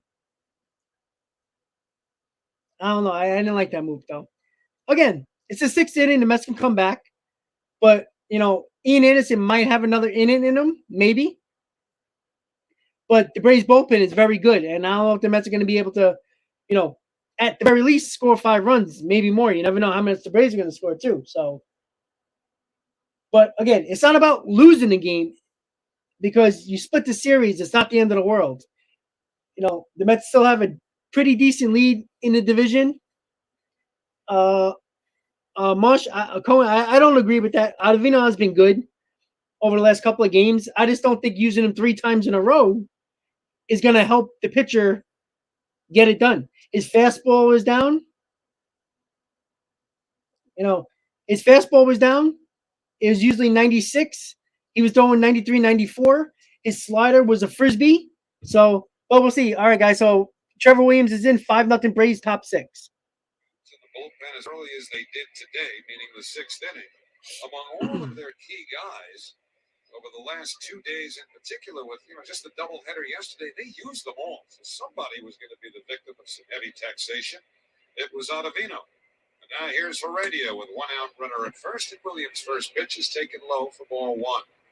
4th appearance for Williams has made 1 start. That didn't last long. He's only pitched 3 2/3 innings overall. I agree, Ken. I agree. Runs, 4 earned. But you know what? I'm allowed to say that I didn't agree with that call, with that move. I have a right to say that. My opinion, your opinion. We all have a right to say that opinion.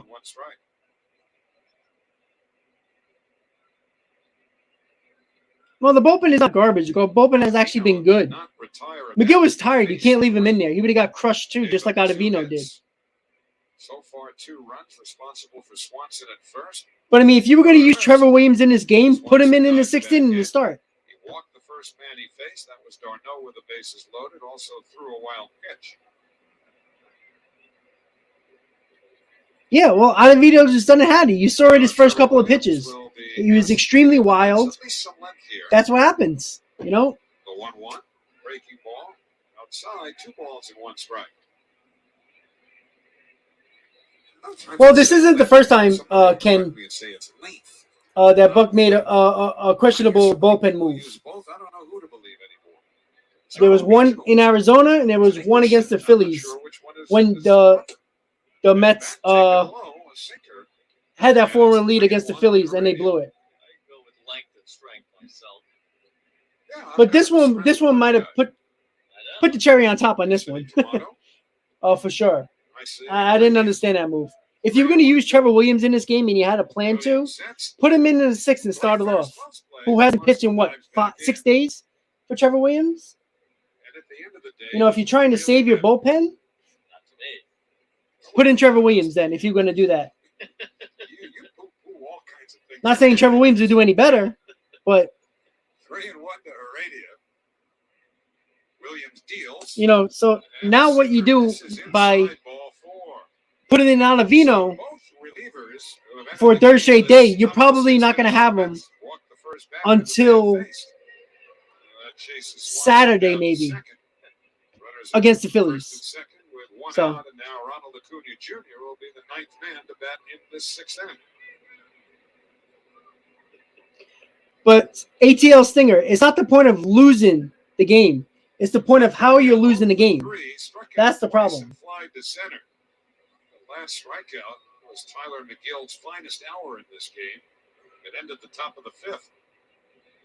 That was the last inning. Seems like a Yeah, Smith wasn't pitching. He pitched a lot. Yeah, the merry-go-round's happening. Martinez throw to the plate up the first base line, so Swanson slides it safely. Going to third is Heredia, and on at first. Because as a Mets fan, you wanted to step on the Braves' throat a little bit more. Here in the 6th inning, it is 6-0 Atlanta. Just a little bit more. Game for the Mets and very few of You know, because as we've seen with the Braves in years past, it takes that one win for them to get hot, and then they take off. It's been like that for a while with this team. We haven't seen one quite like this. Acuna going down to get that ball. Again, it was pretty obvious that the Mets were going to try to save the bullpen today. So you might as well just put Trevor Williams starting the 6th and let it roll. You know, now you completely lose Ottavino for 2 games against the Phillies. Doesn't make really a lot of sense, right? You know, I'm thinking about the future. So good the last couple of times out. Maybe a little battle fatigue coming into this one. A walk, a double, a single, 3 runs, wild pitch.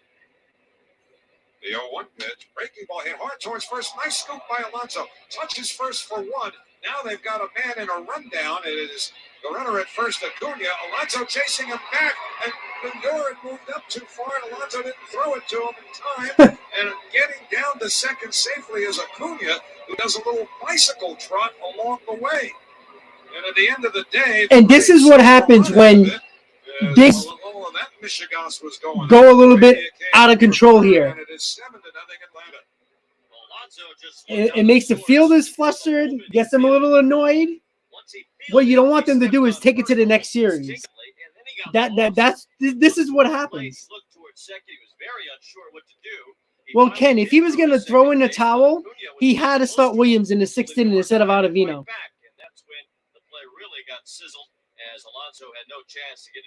Again, this is the things you worry about in games like this.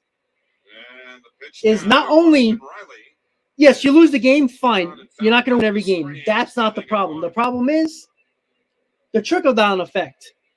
Now you lose Ottavino for 2 games. Now the defense, Alonso didn't know what the hell he was doing. Lindor didn't know where to stand. You know, they got flustered there. You don't want them to take that terrible loss into the next series. Because you go into 5 innings, 0-0 score, you're still in the game, and now it's 7-0, and you're basically done. That's the problem here. 7 runs are in. 7-0 Braves. A 1-1. 7 runs in the 6th. That's low. 2 balls and 1 strike. You know, and then on top of that, this could be the game that gets the Braves rolling. Now, again, it doesn't really matter what the Braves do as long as the Mets do what they have to do because you're never really going to gain ground, but still. Swinging a high pop foul, going into the seats. Oh, sorry, Susan. To our right on the second deck, and then out of someone's hand on said second deck, somebody in the more expensive seats gets a freebie. Yeah, ATL, that's exactly what I'm talking about. Momentum is everything. Hey. Braves in this inning. 7 runs on 6 hits.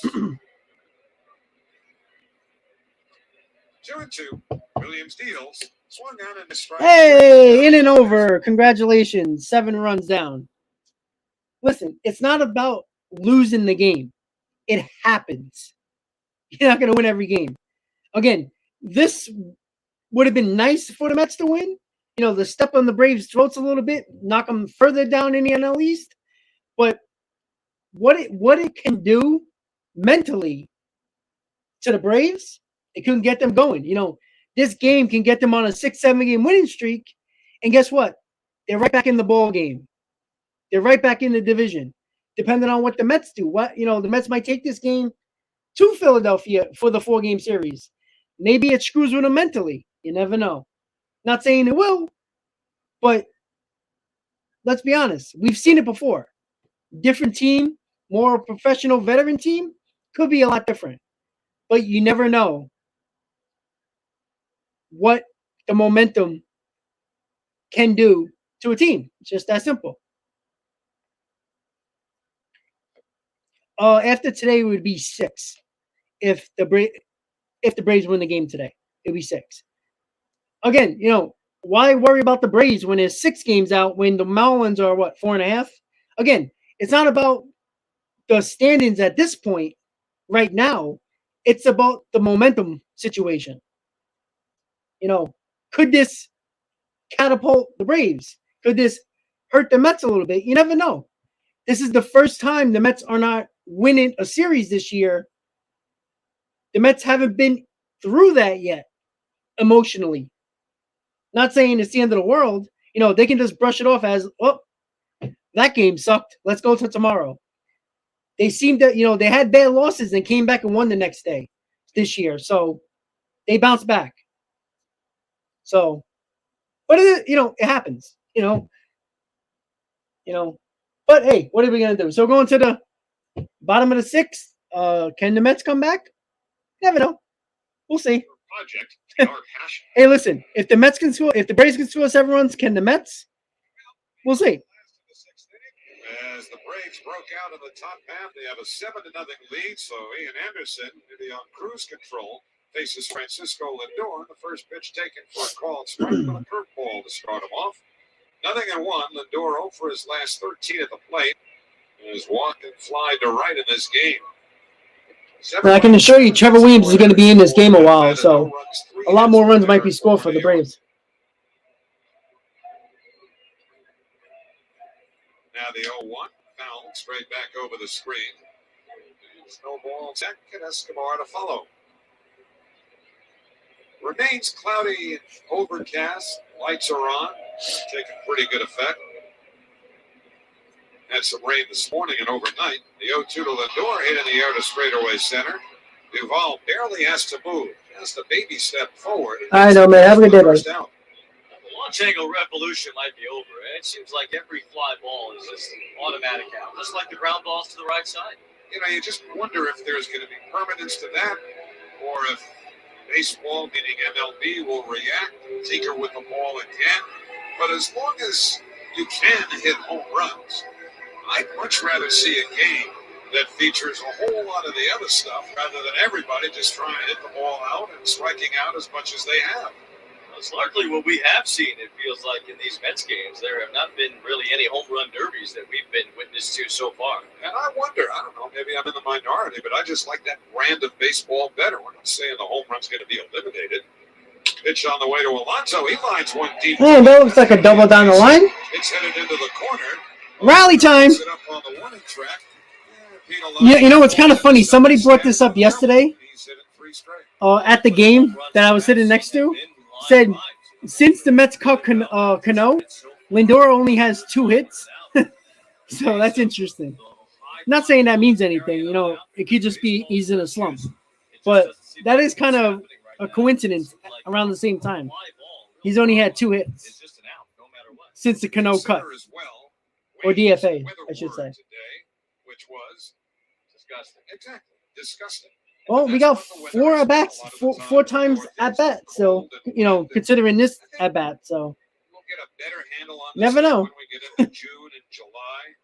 This would be an epic comeback, though, that's for sure. Eduardo Escobar takes a called strike, 0-1. I don't think he can make any real absolute proclamations about what this baseball is going to do over the course of guys, the Mets did come back against the Braves many years ago around this same amount of runs. We all remember that left field rocket shot from Piazza, right? Yeah, long time ago. Again, probably not happening. You never know. By the New York Lottery, the newest scratch-off games are on sale now. Try your luck today, and you can bring home a win.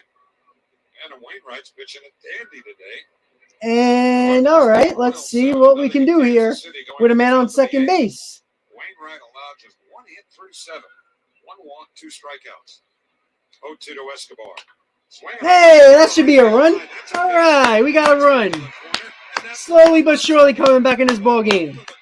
There we go. Of course, he scored a run after we're losing by 7. But all right. Exactly, Tim. That is true. Very true. What, 7 with 17 to play? They've done that before. 2 choke jobs in 07 and 08. All right, Ian Anderson's coming out of the game. By the way, behind Justin Verlander, leading Seattle 4-0. That game in the bottom of the 4th inning in Houston. Brian Snitker on his way to the mound, and he's going to take the baseball here from Ian Anderson, who can go play the flute. Yeah, I know, Bobby. I didn't want to remind myself. Because he is leaving with a 7-1 lead. All right, guys. So there's a pitch and change. Again, like I said, guys, this is what I wanted to see. Snitker, as soon as he saw Anderson out of trouble, down 7 runs, and Anderson's pitch count was pretty decent. I think he had like 83, 84 pitches, if I'm not mistaken. Let me see. Yeah, he had about 83, 84 pitches. He could have kept them in the game right away. Didn't want to have any momentum going to the Mets. Took him out right away for Colin McHugh. That's a little bit of a difference of what Buck did. Buck kicked Tyler Megill in a little bit too long and then put Ottavino in for the 3rd straight day. So that's where I say you don't want that momentum to shift. When it got to 3 runs, Ottavino should have been out of that game. Not wait until he got to 5 runs and then take him out of the game. If it was only 5-0, well, now it's 5-1. A couple of base hits here and there. Maybe a bloop and a blast. You never know. But again, of course, the Mets get back-to-back doubles and get a run on the board. But again, they still got 3 at-bats to come up after this. 7th, 8th, and 9th. See how much they can get here. But again, if Trevor Wayne's going to stay in the game, do you really think he's going to shut down the Braves offense? I doubt it. So, a little less pressure and the Mets ought to score a little bit. Seamus, that's a great point. I want to put that comment up there. That's a great point. The bullpen just as tough. Exactly. That is true. Over the last couple of games, they did use the bullpen a hell of a lot. So that is a good point. That is a very good point. I didn't even think of that. That is a really good point, actually. So, Colin McHugh, I think he's pitched 3 days in a row. He's in now, so we'll see. Here we go, guys. Colin McHugh is in the game. Mets are losing 7-1. Alonso's on second, 1 out. Just 1 batter and recorded a strikeout. That was in the opener of the series on Monday. He came on to face Mark Canha with the bases loaded. Struck him out to end the 7th inning. It was a 1-run game then. The Braves were up 3-2. And Trevor May came on in the 8th and gave up 2. So here's McNeil now. Escobar at second, 1 out. McHugh delivers. Pulled on the ground, foul down the first baseline. 0-1. Colin McHugh making his 9th appearance in 8 1/3 innings. He's given up 10 hits and 5 runs, 2 walks, and 14 strikeouts. Colin McHugh is not an overpowering pitcher. Except for Ian Anderson, who went 5 1/3, gave up 5 hits to this point, 1 run, responsible for Escobar at second, 4 walks, struck out the first batter he faced, Brandon Nimmo, and did not strike out anyone else. The 0-1 to McNeil, swinging a high pop-up, shallow left, Swanson drifting out, calling, and the Braves shortstop dancing. I know McNeil is going to do something there. Catch, 2 men away. J.D. Davis will be next. Mets Baseball is brought to you by your local Honda dealers. Contact the dealer for a great deal today or visit tryhondadealers.com. JD has walked and flied to right. So he is 0 for his last 10 at the plate. And if the Mets don't have a colossal comeback in them today, it means they will have split the series with the Braves. And That will be the least satisfying outcome to a series that the Mets will have played so far. This is their 8th series of the year. They won all of the previous 7. Oh, yeah, definitely go for it. I thought McNeil was going to do something there. Oh, that might be a base hit. See if he can beat that out. See. All right. First and third, 2 outs. All right, come on. But Olsen grabs it, and holding at third is Escobar, and staying at first is Davis. Well, that'll be a base hit to be sure for J.D. Davis, giving the Mets runners in the corners with 2 out for Luis Guillorme. I'm surprised that Eduardo Escobar didn't take more of a turn around third base once Swanson let that ball go. He stayed pretty glued to the bag over there as that throw bounced not only to Olsen, but then bounced up off of Olsen. I think the Mets maybe should have had a run there. Yeah. Well, they do have 1 run in this inning, and that first run of the game is sponsored by. All right, Louis, let's go. Let's get it done. Make it a little bit closer. To find out how you can get a free home security system and professional installation. Guillorme, nothing out of 2. Runners at the corners, 2 out. 7-1 Braves in the 6th.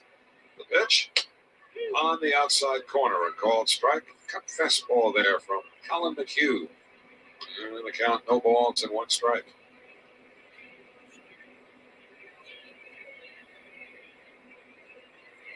McHugh, the right-hander, working straight away on the rubber. Delivers 0-1. And a breaking ball over. Strike 2 called. The slider. Next month, Colin McHugh will turn 35 years of age. Yeah, Guerrero likes to go with the 0-2 all the time, seems like. Years ago. Outfield pretty much straight away. The 0-2 pitch. Pulled on the ground, foul down the first baseline. Mets Baseball is brought to you by your local Honda dealers. One part, that's cool, buddy. For a great deal today, or visit tryhondadealers.com.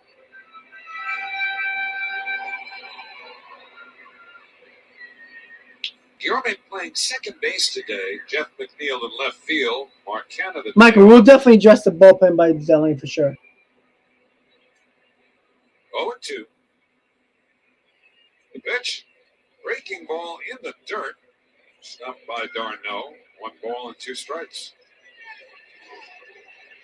Well, the ball boy will deliver a fresh batch of baseballs to the home plate ump Brian O'Neill. Well, one part, you know what? You got a pretty decent lead today to take have a good chance of taking a split. So it's not that terrible. No balk. He threw the ball. If he didn't throw the ball, it would have been a ball. Nationally on MLB Network.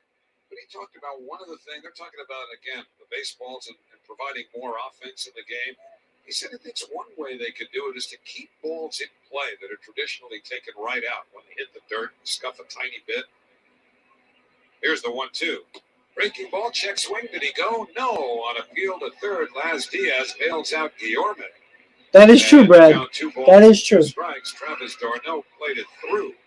Assuming that Guillorme had gone around, he tagged him because the pitch was in the dirt, wanting to complete the strikeout that, well, wasn't granted by Laz Diaz on appeal. I think that would help with the grip, too, for pitchers to have a ball that's a little bit more played and worn. Yep. 2-2 the count. Here's the pitch. All right, full count here.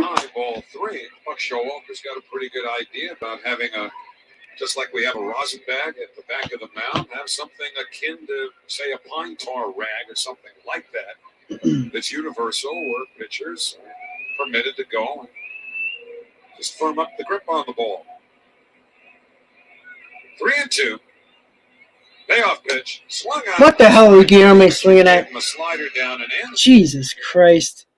He takes 2 pitches on the first 2 pitches down the middle, gets to the 3-2 count, and swings at a terrible slider inside. All right, so the Mets at least get a run in the bottom of the 6th, excuse me. That was their opportunity to at least get it to 4 or 5 runs. But yeah. I know somebody said something in the chat about why Smith's not playing today. Well, he played both double headers, if I'm not mistaken. He DH'd. Oh no, did he DH?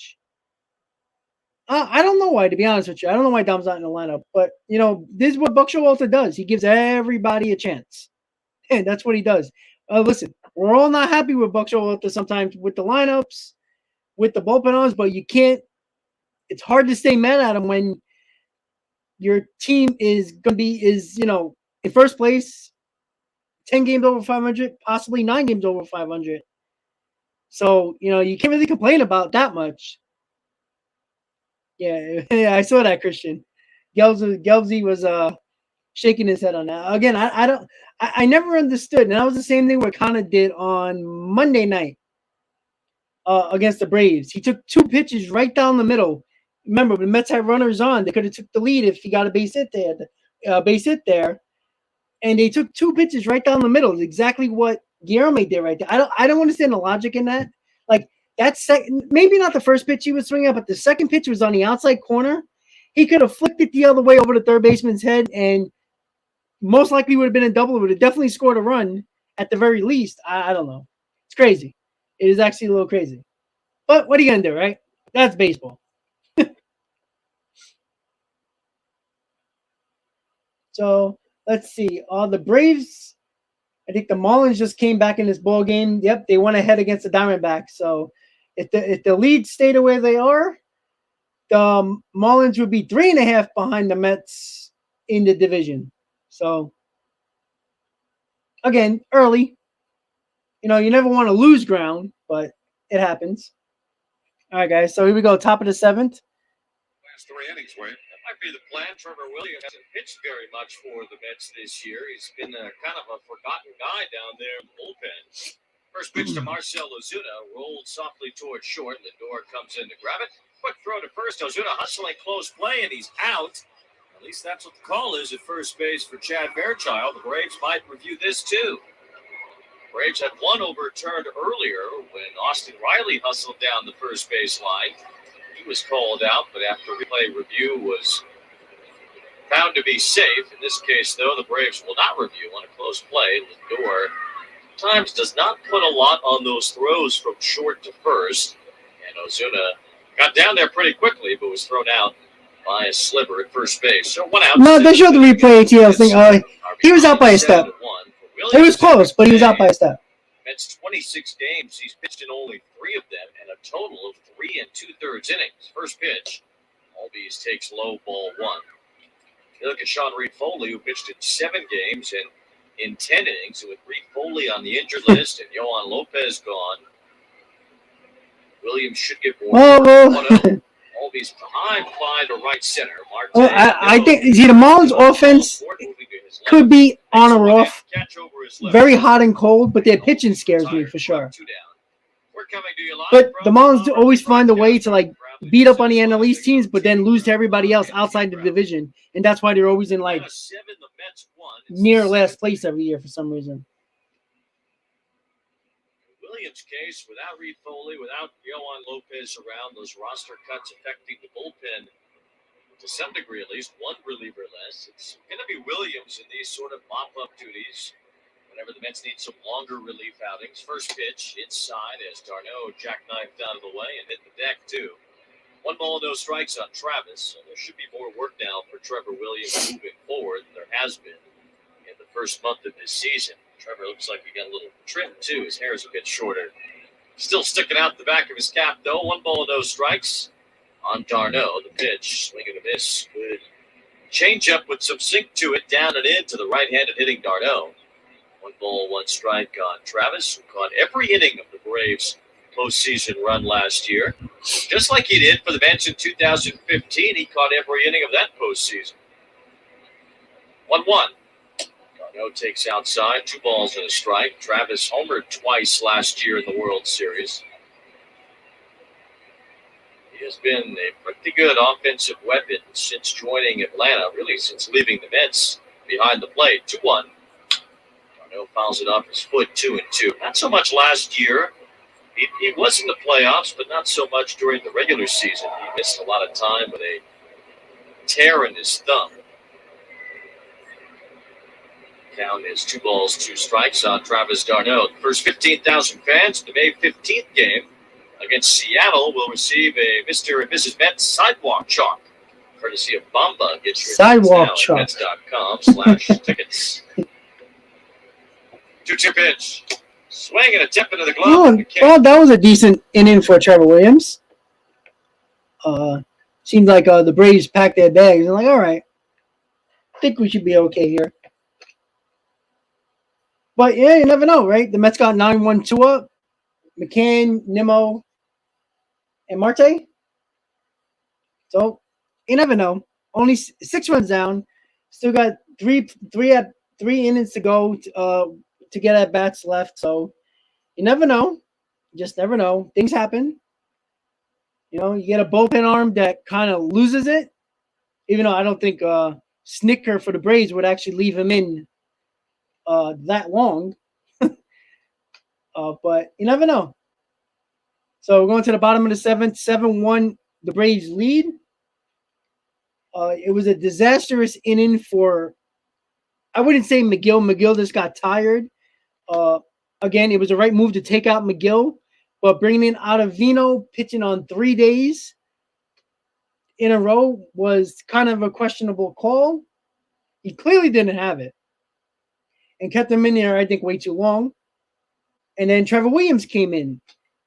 What I don't understand, if you wanted to save your bullpen, especially with a 4-game series against Philly coming up over the next 4 days with no off days, you might as well just start Trevor Williams in the 6th if you were going to, quote-unquote, give this game away, which I don't think Buckshot was trying to do. That's why I think Ottavino came into the game, because Ottavino has been good, but the third time in the same in a row. So I would have just started Trevor Williams in the 6th and pray he gets it done. And if he does, great. If he doesn't, well, what can he say? So.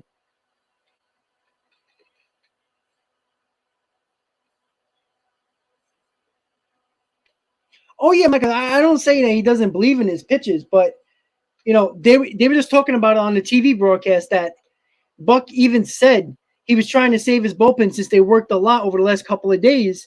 So if you're going to save your bullpen, why put one of your main bullpen arms in a game when you were trying to save your game? Which, remember, I think it was against Arizona or Philadelphia where you put Trevor Williams in the 5th or 6th inning, and it was a spot for another reliever. So, but, well, you know, what can he do? You know, I don't like to second guess him because he knows a hell of a lot more than I do. But, all right, 7th inning, guys. Bottom of the 7th, 7-1 Braves. McCann's leading off. ATL. I don't get the Phillies. They think they need pitching. Yeah, that's the problem with them. They got terrible defense, and their pitching's not that good. That's why everybody, you know, making it seem like the Phillies are a really good team. They're not. They're very flawed. If they don't hit home runs, they lose. They can't play defense, and besides Wheeler, they suck. 7-1, the Braves lead, bottom of the 7th. Mets trying to win another series, but looks like this one might be headed to a series split. As the Mets will have some work to do in the final innings against pretty good Atlanta bullpen, especially at the back end. No balls and 2 strikes. McHugh winding and dealing. McCann cutter toward left center field. In the air as Albies backs up to the outfield. Backpedaling, waves his arms and makes a one-handed catch. Yeah, Andrew, that's true. Like, I'm actually shocked the Braves. I understand why the Braves probably brought him up because they were struggling. Maybe give them like a jolt, give him that energy. But he's not. I don't think he's ready. Like, you know, he needs a little bit more like looking at more pitches, seeing different pitch sequences, different pitch angles, and everything like that from different pitchers. They could have kept him in another week, I think. And why risk bringing him up, risk getting hurt? You know, because he's obviously going to come to the majors and try really hard. He wants to make a splash because Acuna is the flair for the dramatics, and he's a great player. But yeah, they could have waited a week. Nimmo fouls one back, 1-1 strike. Bumgarner was ejected after 1 inning by Dan Bellino. Dan Bellino really baited Bumgarner during the hand check. Bellino just stared at him for about 30 seconds until Bumgarner finally said something, and then Dan Bellino threw him out. And frankly, Dan Bellino should be suspended for that. It's ridiculous. 1-1 strike pitch. Swing and a miss by Nimmo on a cutter over the outside corner. 1-2 strikes. And the umpires cannot goad the players into an argument and then throw them out of the game. Nobody went there to see Dan Bellino umpire today. 1 ball, 2 strikes on Brandon Nimmo. Pitch. Outside, 2-2. It was the opposite of that fan in Toronto last night. Oh, was that great? They handed a Aaron Judge home run ball to a young Yankee fan that was wearing a Judge t-shirt. The kid just burst into tears at the graciousness of that fan. The 2-2. Nimmo bounces one foul behind home plate. Still 2 balls, 2 strikes. I say this without even a trace of being facetious. I'm saying it just straightforward. Canadians are the nicest people you'll ever meet. I've spent a lot of time in Canada over a lot of years, and they are just wonderful people. So that did not surprise me. Great gesture by that Blue Jays. Yeah, that's true, Brad. The sun's out. Reaction from that kid. The 2-2. Nimmo whoops one toward left Uh-oh, center. Joe. Base hit. Just reached out. Joe, if you put your clothes outside earlier, it was raining. You could have had it. You could have been fine. Signal to center. Bring up Starling Marte. Back to that Arizona game. Well, Pavin Smith just homered. So the Diamondbacks have taken the lead. It's All right, let's go Arizona. Arizona still bats. Let's go. Sweep the Marlins. Arizona wins. That'll be 7 out of 9 for them. And they'll be 500. They'll be 13-13. So it's quite a job by Torey Lovello and his crew for a pretty nameless, faceless group of Diamondbacks to shake off a slow start. Oh, did it rain by you? It wasn't pouring where I am. It was drizzling for like a few hours. Marte takes a breaking ball inside, ball 1. Dodgers beat the Giants last night. So I feel like I want to put a rally cap on. What do you think? Angels are in first place. You guys do a rally cap? I'm going to do a rally cap. Why not? So the Yankees are in first place. What else are we doing? 1-0 pitch to Marte. Oh, you in South Jersey. Down and away, 2-0. That's never happened before. Are you in the boozy part of South Jersey? New York teams have been in first place all at the There we same go. time. There we go. There we go. AJ Minter warming up in the Atlanta bullpen.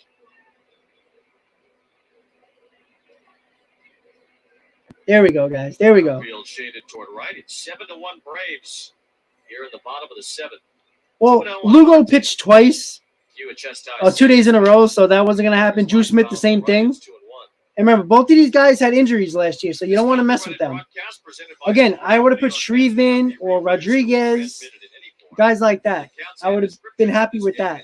The express written consent of the New York Mets. Houston leads Seattle today 5-0 in the 5th. Dusty Baker working on career win number 2000. Gotta protect the coconut. 2000 yesterday. Exactly, Muffin. He had other options. That's what I don't understand. Popped up. And if he wanted to save the bullpen today, then throw Trevor Williams in the 6th inning. I think that would have made more sense. Adjacent to the mound as Marte pops out. 2 down. Nimmo still at first. Now Lindor will be the batter. Dusty Baker, the 12th manager in Major League history to win 2,000 games. Every single one, except for him and Bruce Bochy, are in the Hall of Fame. So that's a good benchmark for a big league manager to get himself inducted into Cooperstown. And I don't think anybody would argue with an induction as a manager for Dusty Baker or Bruce Bochy.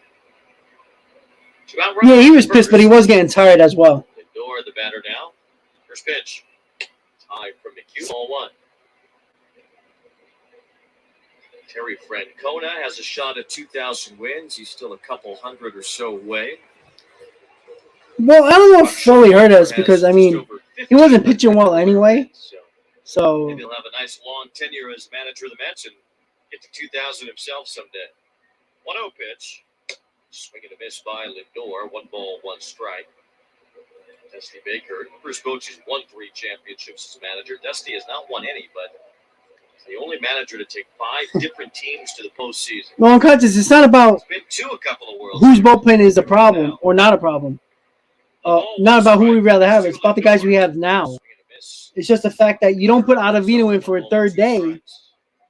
And, you know, great. If you do get something out of him, great. You're probably going to lose him for 3 games anyway in Philly.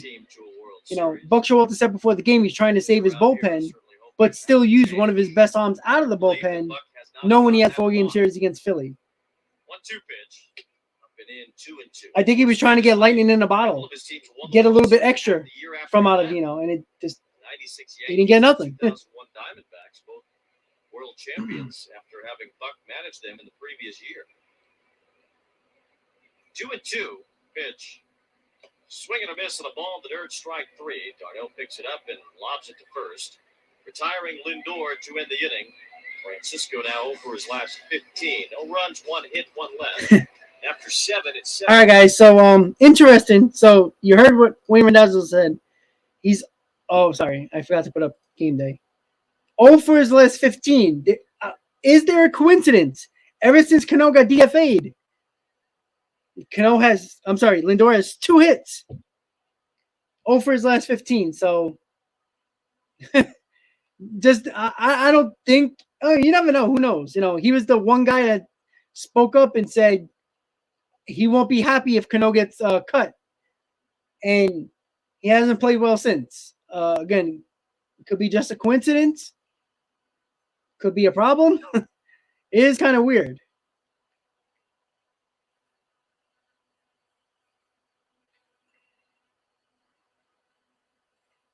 That's a little crazy, though. So we're going to the top of the 8. Still 7-1 Braves. Beckham, no, we don't have a day off tomorrow.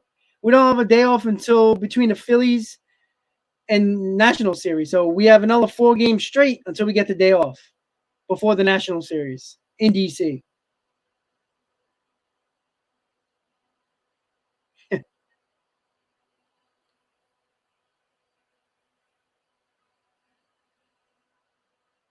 Yeah, this is not crying if you guys think it's crying. It's not crying.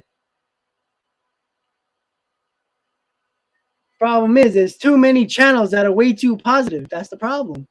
People don't like to say how it is. And then when they don't like what they hear, they think it's just crying and, you know, bitching and moaning. It's not.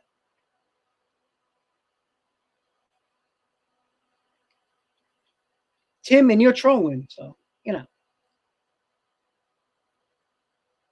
Oh, MB, of course. Definitely. You know, any team you play in your division is always a used series. All right, guys. So we're going to the top of the 8th.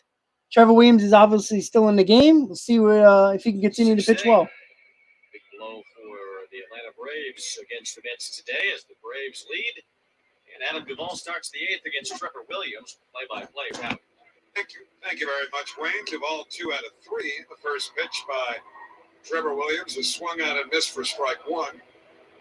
Duvall's. Yeah, I don't like that saying. Radio due up for the Braves on a day. But you're not telling the truth, Tim. It's not crying when it's facts. As far as the Mets are concerned. Scott, it's not about it's the beginning, guys. That's not it. You know, the people say, oh, it's only April or it's only May.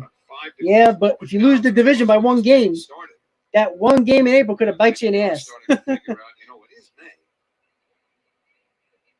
this next excursion that the Mets will make to Philadelphia and Washington. The 1-1 on the way. Breaking ball taken low. 2 balls and 1 strike. Mets going to be back home for a week. And they're going to face the Seattle Mariners. Team that they don't play very often and that rarely comes to Citi Field, of course, but they'll be here. Yeah, it's not about confidence, Geraldo. After the 3-game series with Seattle. Yes, Tim, exactly. They had to pitch somebody. But you pitch one of your arms that you trust for a 3rd straight day. I think Buck was trying to get lightning in a bottle in that point because clearly Ottavino didn't have it. If you wanted to save your bullpen, you could have pitched Trevor Williams, which he's doing anyway in mop-up duty. You might as well just keep him into the 6th completely. Liner towards third, a foul ball beyond the reach of Eduardo Escobar, and it's a full count now on Adam Duvall. Okay, who's Miller? Come on. You can make the right move, and it still blows up in your face. And I probably said many times, oh, this is a good call bringing this pitcher in. Who manages the Mets venue services? No, I wouldn't have said that, Tim. Absolutely not. Vice president yet? Not yet. Give her time, though. Because Buck said before the game he wanted to save the bullpen. Fine. That's fine. If you want to put Trevor Williams in to save your bullpen, knowing your 4-game series against the Phillies, I would have been okay with that. Would I would have been happy? No. But I would understand it more than Ottavino move. Because you put Trevor Williams in anyway. So that doesn't make sense. You waste 2 pitchers now for 3 games at the very least. Dansby Swanson Now, coming if up. there's a game where the Phillies blow you out and you need a long man, Trevor Williams is not available now. Some food to And take Ottavino out is not going to be this available later until to Philadelphia. Saturday, probably. She just threw some fried chicken at Madge.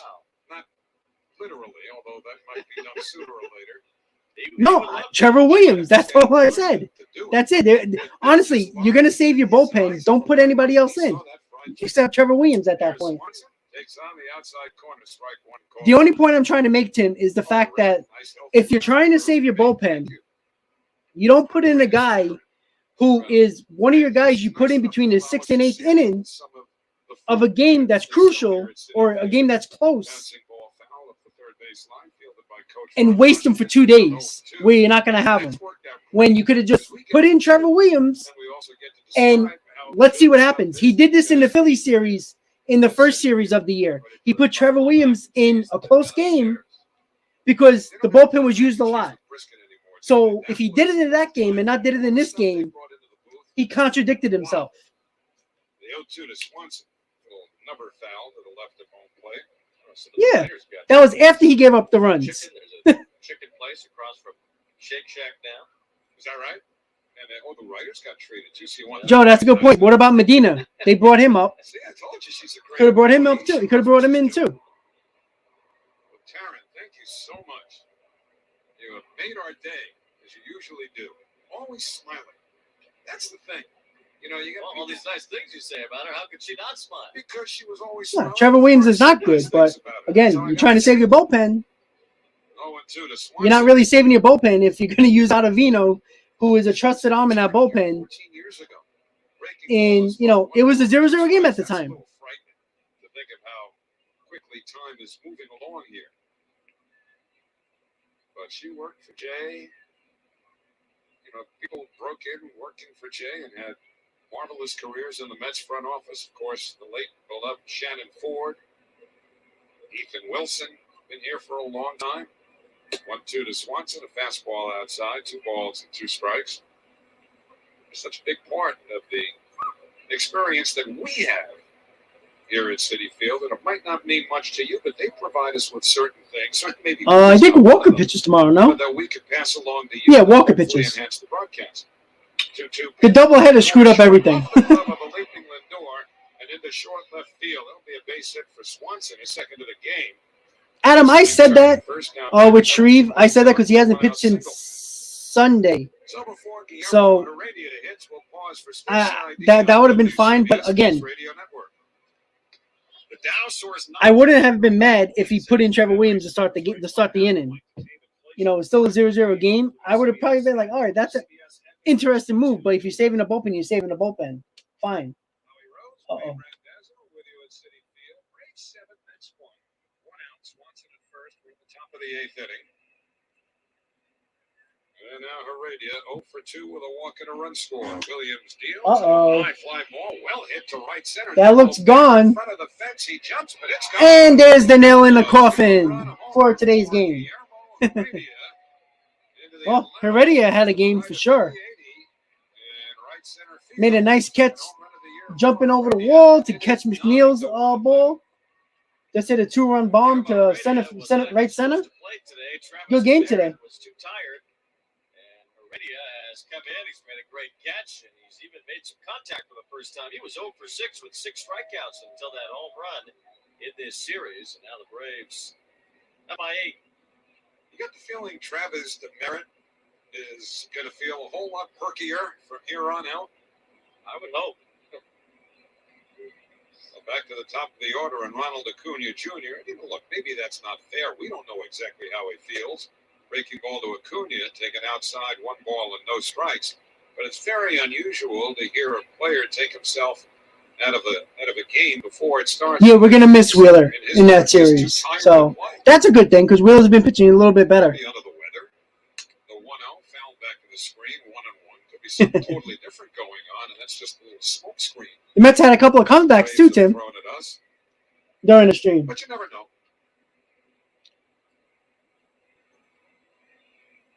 That's actually gonna be a good series, Braves Milwaukee. Trevor Williams in the 6th inning when the Braves scored 7. They've added 2 here in the 8th. The 1-1 pump foul going into the seats on the second deck behind first base, and it's 1-2. The Speed Report is brought to you by Old Dominion Freight Line, the official freight carrier of the Mets Radio Network.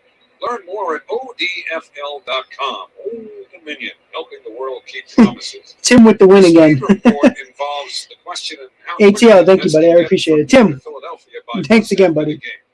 For the game tomorrow night, a 1-2 breaking ball, low and away, 2 balls and 2 strikes.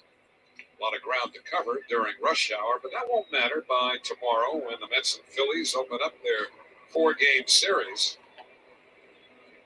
Thursday night, Friday night. Yeah, the Braves do have a decent tough set. I don't know who's pitching for the Brewers against the Braves, but 2-2 to Acuna, breaking ball is high, full count. Woodrow might be pitching against them. The Mets will have been in Philadelphia twice. They might have a couple of twice, both division rivals tough Brewer starters against them.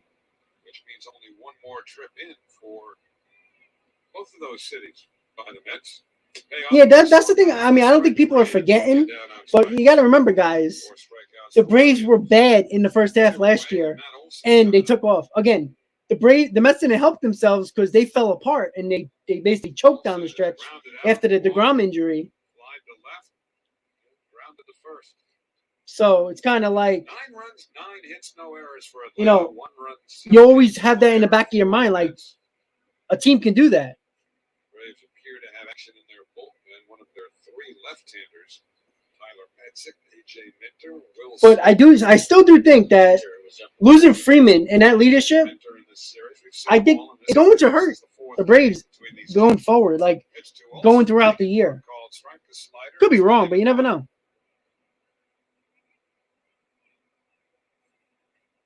Austin Riley waiting on deck. Let's have the overshift on the infield. 0-1 pitch in on the ground. Right to Lindor is to the right of second base. He's got it. Throws to first in time. Side retired, so it goes into the book. All right, guys. So 9-1 Braves already with a 2-run bomb in the 8th. Going to the bottom of the 8th.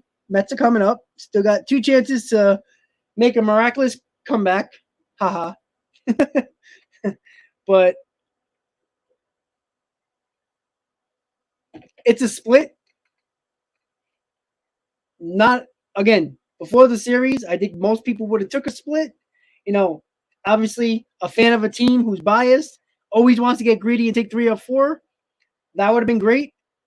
But a split is not a terrible thing. There's no ground gain by any team. The Marlins are losing again. Again, you're not trying to scoreboard watch at the moment. It's only May.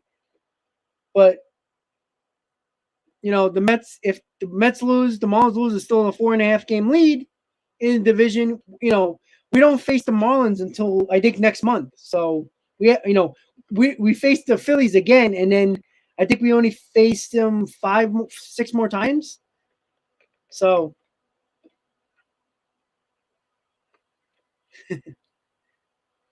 we don't see the Phillies after this 4-game series for a while.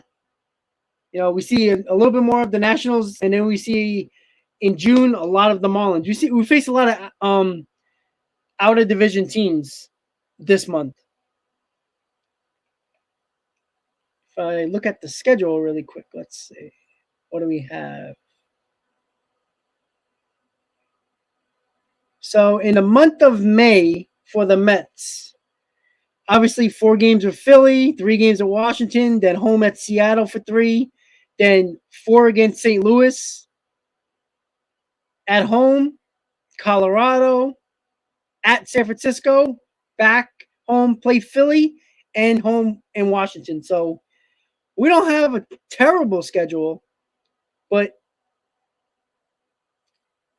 we faced the Nationals 6 times. We faced the Rockies 3. The Giants series not going to be easy in San Francisco. More Philly games, and we face Washington 5 times this month. So it's not a terrible schedule. It's not a very hard schedule, but, see what the Mets can do here. All right, bottom of the 8th, Atlanta leads 9-1. The veteran Minter will make his second appearance of this series, and he's going to face Pete Alonso, Eduardo Escobar, and Jeff McNeil here in the last of the 8th inning. Alonso's flied to left Hit into a fielder's choice. Double to left. So Minter dangling his left arm as he picks up the sign, making his 11th appearance for the Braves. John, June is tough. Nice for the staff. L.A., now takes the staff. San Diego, the Angels, the Brewers, the Marlins, Houston, and more Marlins. So a lot of Houston, a lot of Marlins, the Angels, the Brewers, the Dodgers, and the Padres. June's going to be tough. 5 hits, 3 runs, 2 walks, but 15 strikeouts. Well, ATL, I think any team can beat any team at any given time. Honestly. It is always June for the Mets. June is that month for the Mets. If they get through it fine, we should be okay. Always going to be among the leaders in the power categories in the National League. 5 home runs, tied for 9th, second in the league in RBIs. You know, when you're in first place and you got a decent lead, you want to have a month like June, which is always a terrible month for the Mets. Go 500. Because that means, say if you got a 4-game lead for against a 4-game lead in your division, that team has to be 4 games over 500 or better to take over first place. And we talked about that last year when the Mets were in first place. So the Mets got to be a 500 team in June. That wouldn't be too bad. Next time the Braves come here will be in early August. And it's going to be a 5-gamer. It's going to be an interesting time of year for another reason.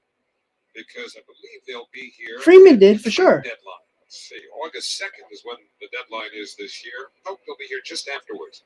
They come in on the 4th, 5th, 6th, and 7th. 2-2 pitch. Swing and a miss, strike 3. Fastball away, and Alonso down on strikes. 1 down. Well, I think we can all agree that we don't like Yankee fans here. Trade deadline this year. John, Travis, I know. It's a tough one. But we still split. Can't complain about that. We didn't lose the series. That's it from July 31st to August 2nd. So the Mets will be on the road during the trade deadline. It's always an adventure. At least for us. Soler and Rosario did a pretty good job, too, with this team. Last year, the Mets were home when they made the Javi Baez deal at the deadline. I can still hear Francisco Lindor yelling. Pitch to Escobar, taken low, ball 1. The Mets were on the field before the game. Remember, they were playing at the deadline last year. They were, going, I guess it was during BP, really. There wasn't much going on out there otherwise. And I was doing some prep work here in the booth. The 1-0 on the way. Escobar hits it on the ground to third, right at Riley behind the back. Step to his left, throws to first in time. 2 men away. And I can't remember, was it Zach Scott who went? Well, now Dom Smith is pinch hitting. It's a little odd. For the Mets to bring Baez in. But anyway, Baez got the news, and we could hear him scream with glee from up here on the press level when the Mets made that deal. Of course, Baez has since moved on, signed with the Detroit Tigers. And then, was it his elbow that he hurt? Baez? Thumb or an elbow? It was his thumb, actually. Well, Danny, no. It's just that he pitched 3 straight days. I think that hurt him. He just had nothing today. He pitched 3 straight days. That's what I think it was. He's pitched well the last couple of days. So I'm not going to kill him. I don't think he should have been in that spot. So This is almost funny in a way. yeah, I don't know why you bring it in Dom. He's Pitching. batting for Megill, who's playing left field. And Buck Showalter was asked before the game if Dom's days as a left fielder were over. Megill 1 on the way. Fastball outside, 1 ball and 1 strike. And Buck really did not, without being terribly specific, offer a whole lot of hope for someone who might have been hoping to see Dom play left field anytime soon. But wouldn't you know it, Smith now will probably go in and play left field in place of McNeil. I'm thinking about it, Danny. I'm thinking about it. Here's the pitch. Even a replica costs $100. So So let's see. Is that Buck Showalter having a sense of humor and with a wink towards the person or persons who wanted to know and was basically led to believe it wouldn't happen? That's the message by sending Smith out to play left field. You kind of doubt it. Although with Buck, you never know. 1-2 pitch, taken low, 2-2. Or maybe he's thinking, look, it's a 9-1 game, and I may need him in an emergency to play left field. So I don't want him to get so uncomfortable with having not been out there for so long that it becomes foreign to him. I'd probably vote for B more than A, but Buck is so much fun, I'm not sure. He's got that kind of sense of humor. 2-2 on the way. Fastball outside, pops out of the glove and back into it. D'Arnaud, and it's a full count. It just be simply that those extra steps, Megill is going to be saved now. We'll keep him in the lineup for another day. That's right. And again, I thought it was hilarious yesterday that Buck gave Canna and Megill a choice. Which one of you guys wants to play game 2? Who wants to sit? Canna says, I want to play. Megill said, I want to play too. Buck says, okay, you can both play. Payoff pitch to Smith. Fouled straight back. Buck says, hey, Fandus caught that with his hat. Nice. Reached out and had the hat ready at an angle, and the ball just slipped right in the bucket. I don't know about you, but it's been a lot of years since I've enjoyed getting to know a Mets manager over the first month or so of the season, the way this beginning to the season has gone with Buck Showalter. What a treat. Payoff pitch to Smith. Swinging a foul straight back. And there's just so much great baseball talk, formally or informally. Could be in the formal press conference that takes place usually a few hours before most games, or it could just be a casual conversation that comes up out of nowhere. And a lot of times Buck will initiate that. Sometimes with a question like, what do you think about this? Or what would you do here? We're supposed to ask those questions. Payoff pitch to Dom, swung on, hit high in the air to center. Should be an easy play for Duvall. All right, guys, going to the top of the ninth. Mets still losing 9-1. Danny Megill is a stud. He pitched well until that, he got tired in his last inning. He just got tired.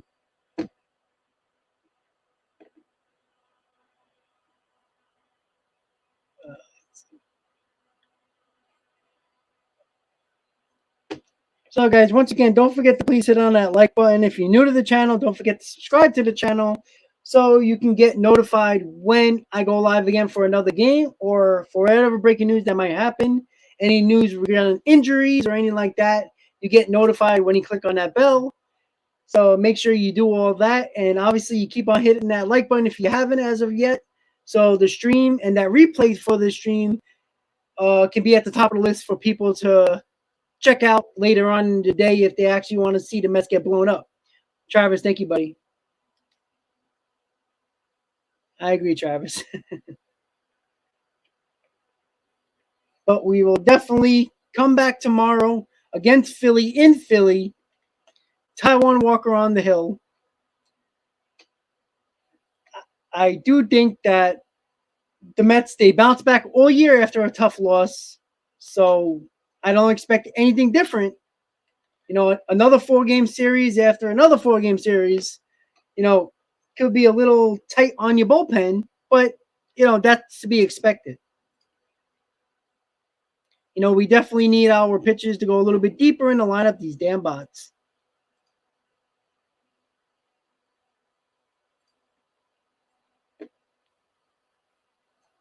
And, the Mets, they are a good team. They're not perfect. They're definitely not a great team, but they're very good. So, good teams bounce back after a tough loss, honestly.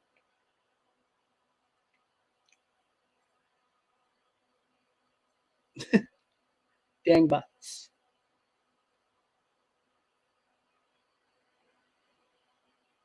All right, so we're going to the top of the ninth, 9-1 Braves. With JD going into play defense, the Mets lose their designated hitter. Yeah, you got to write the pitcher in the lineup now. Trevor Williams will go into the spot where Escobar was. So the Mets made a couple of changes that takes away the DH. That's interesting. Trevor Williams stays the Marlins did lose. The Diamondbacks did come back. So we don't lose any ground to the Marlins. So still 4.5, and I think, 6 to the Braves? So the Mets now or 7? Smith at first, Guillorme, Lindor, and Davis. So the corners have changed. Brad, it's going to be a very interesting deadline for Cohen. If the Mets need something, which seems like it might be, let's be honest, the Mets probably need a big bat in this lineup, a power bat, and obviously bullpen. I can't wait for the deadline to see how it's going to pan out. But again, there's a long way away. Who knows where the teams are going to be at this time, with the extra team in the playoffs, less teams are going to be willing to trade their players at that moment. Some might still think they might be in it. So, and that means more competition to get a player with less teams that are not going to be in the playoff hunt. So more teams fighting for a guy that might be traded, which is going to make the price go up for sure. No, Smith's definitely not a rookie. I guess that's baseball historians will tell you that myth has been debunked. That Abner Doubleday invented baseball. Yeah, apparently he did not. They're going to have to rename Doubleday Field in Cooperstown, I guess. 0-2 to Riley. Here's the pitch. Swung on and missed strike 3. Williams gets him with a fastball. So for Trevor Williams, his 5th strikeout. At the very least, he has saved the rest of the bullpen today. And that's clearly what Buck Showalter had in mind. Ah, yes. The rest of the bullpen, not Ottavino. Marcell Ozuna will be next. Pitcher's spot, by the way, is Escobar's spot, which is 5th in the order. He made the 2nd out of the inning. So the Mets will have to really rally before that spot comes around anyway. Trailing by 8. With 1 out here in the top of the 9th. First pitch taken low, 1 ball and no strikes. Travis, I think the Marlins are right. The game for the Mets. Or they're just under 500 now, right? Well, we're first putting him in the scorebook in the 9th as far as the batting order goes. Line drive foul down the third baseline. Oh yeah, that's right. The Marlins just lost. They're 12. They're 12-12 now. So yeah, look at that. He would always write, let's say, a pitch hitter. Said Don Smith, who pitch hit in the 8th inning. He'd write Smith, pitch hitter, and next to it the inning in which he pitch hit. 8. So now in the batting order to put Williams in, do you put Williams pitching 6th or 9th? Because he enters the batting order in the 9th inning. The 1-1 tap foul behind home plate, a changeup. It's 1-2. You should put 9th because of the batting order. Yeah, but he also was the pitcher in the 6th. So he wasn't in the batting order. I understand that. That's one of the little quirks that the designated hitter rule has brought to baseball over the nearly 50 years that it has been. To be so simple. It did. Hey, don't kid yourself. The DH makes keeping score a whole lot simpler. The 1-2 fastball swung on and missed, strike 3. 6 strikeouts for Trevor Williams. 2 men away, and Ozzie Albies coming up. Well, Williams in there eating up some innings and protecting the bullpen. Brought to you by the law office of Richard M. Kenny, New York's #1 personal injury law firm. Should only know what quick thinking that was. Ozzie Albies, 1 for 4, will be the batter. Albies singled and scored. And again, didn't everybody in that 6th inning for the Braves when they scored 7 times. 9-1 Atlanta. First pitch. Dribbler foul rolling towards the Mets dugout on the first base side. It's 0-1. So anyway, if you're keeping a scorecard, yep, Williams definitely saving the bullpen for sure. Alonso's spot. That is 4th. The pitcher 5th, and of course Smith 6th, because that's where he hit when he batted for Megill. And speaking of Travis Jankowski, Brad, I hope you're going to keep your word if that happens. Try to get Jankowski a little love when we get back. It's to the right side of the infield. The door, the short. There we go, Travis. I like what you hear right there. Retires the side. Travis Jankowski said last night, well, nobody's going to buy my jersey. Well, maybe we need to change that. Nothing across. Middle of the 9th inning. It's the Braves 9, the Mets 1 on the WCBS. So since everybody's making a proposition here, if the Mets come back, do they tie it or do they win it? I want to make sure we get it right here before we say something that we'll have a conflicted argument about. So if the Mets come back and win, Travis front row May 14th, and Brad says fly me out to Maui and be a personal tour guide if the Mets come back. All right, mine's gonna be a little bit less, but if the Mets come back and win, I will give away this giveaway that I won at Citi Field yesterday. It's a game used ball from July 29, 2021 against the Braves. Taijuan Walker was the pitcher. Jock Peterson was the batter. It was a foul ball in the 5th inning. So there we go. I'll give this away if the Mets come back and win. All right, we'll do it that way. If the Mets tie, at the very least, tie, I will give that away.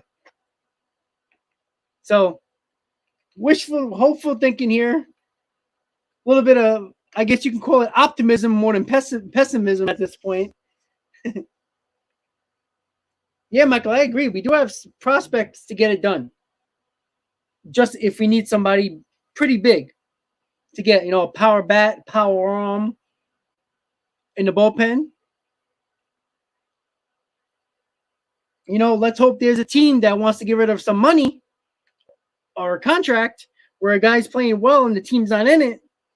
You don't have to give a lot to take up all that money, take up the contract. So, not a Kalenic for Diaz and Cano type of deal.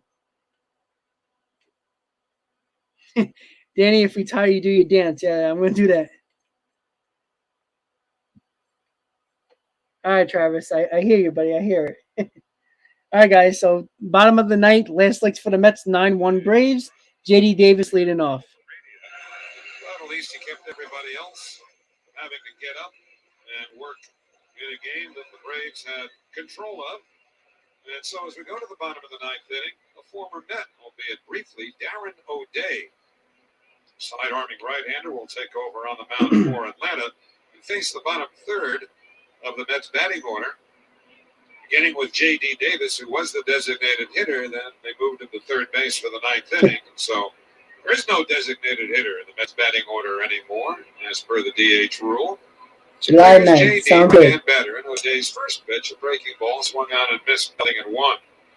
Well, about Travis Jankowski, he was a major contributor yesterday, playing both ends of the doubleheader.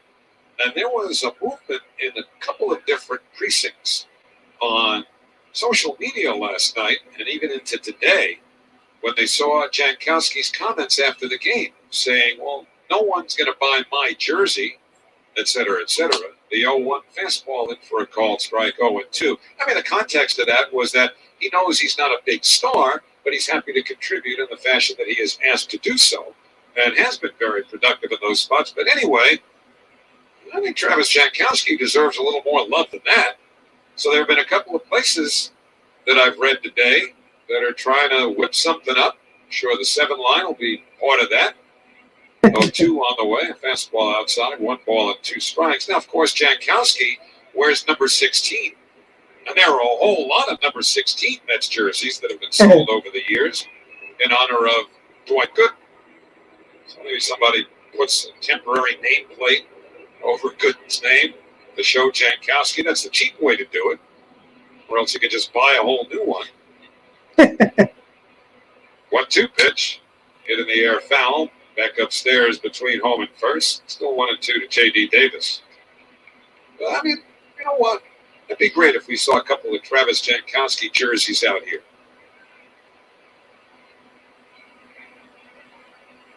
I've got no dog in the race, I don't make any money out of this, but I think it'd be a nice thing.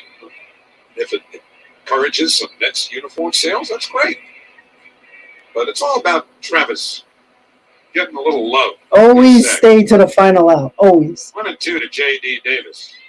O'Day delivers. Breaking ball. Check swing. He went around strike 3 on appeal to first. Yeah. Chad Fairchild punches out Davis. 1 man out. Now you might think, well, it's a 9-1 game. Of course, the umpire at first is going to be a little more apt to give the benefit of the doubt to the pitcher in this situation, especially on getaway day. But try convincing J.D. Davis that that's the right thing to do because he hasn't had a whole lot of at-bats. He's trying to reestablish himself here, and that costs him. So 1 up, 1 down, and Luis Guillorme coming up. Guillorme 0 for 3. And the first pitch by O'Day. Line foul. Third base side. That is showing catches. The unexpected usually happens when nobody's expecting it, obviously. Who made that look easy? And following the speed limit can be easy, too. Vision Zero reminds you that wow, are you serious? Drivers always look for pedestrians and cyclists and slow your turns to 5 miles per hour. 0-1 to Guillorme. O'Day deals and a high fly ball deep to right. Luis Guillorme just hit a home run. The corner, it might go, and it does go. A home run. That's hilarious. His first home run of the year. He couldn't do that with 2 men on last at bat. Just a foot or two to the fair Jesus. side of the foul pole. Guillorme with a solo homer, and the Braves lead is now 9-2. If he would have done that with 2 men on the last at bat, the Mets would have had the lead early. Major league homer in 354 at bats. Can't make it up. Luis Guillorme gets on the board, his first home run of this season.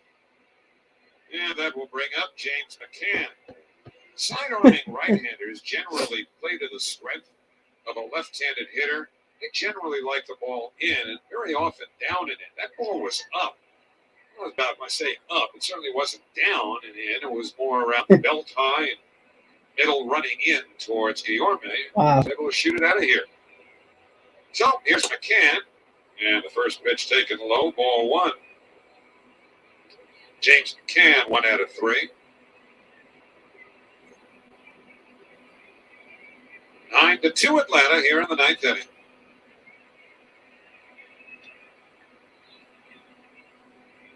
O'Day sets. Breaking ball, swung on and missed. 1 ball and 1 strike.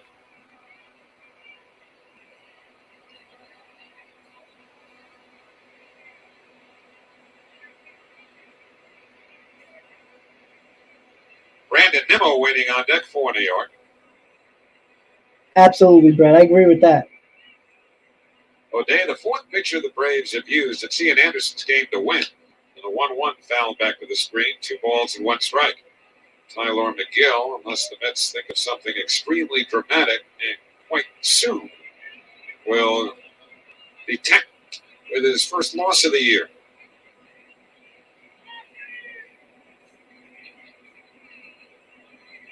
Mets' next day off will be on Monday, the day off in Washington after the series in Philadelphia. We'll see how that affects the rotation. 1-2 pitch, breaking ball, check swing. Did he go? Yes, he did, according to Chad Fairchild, with the same attitude that he showed J.D. Davis. Always loyal. Away, the Mets down to their last out, 2 strikeouts, 4 Can the Mets score 7 runs to tie the game with 2 outs? Could it happen? Umpires, sometimes they're human. They see the score. They know it's getaway day. They've got flights.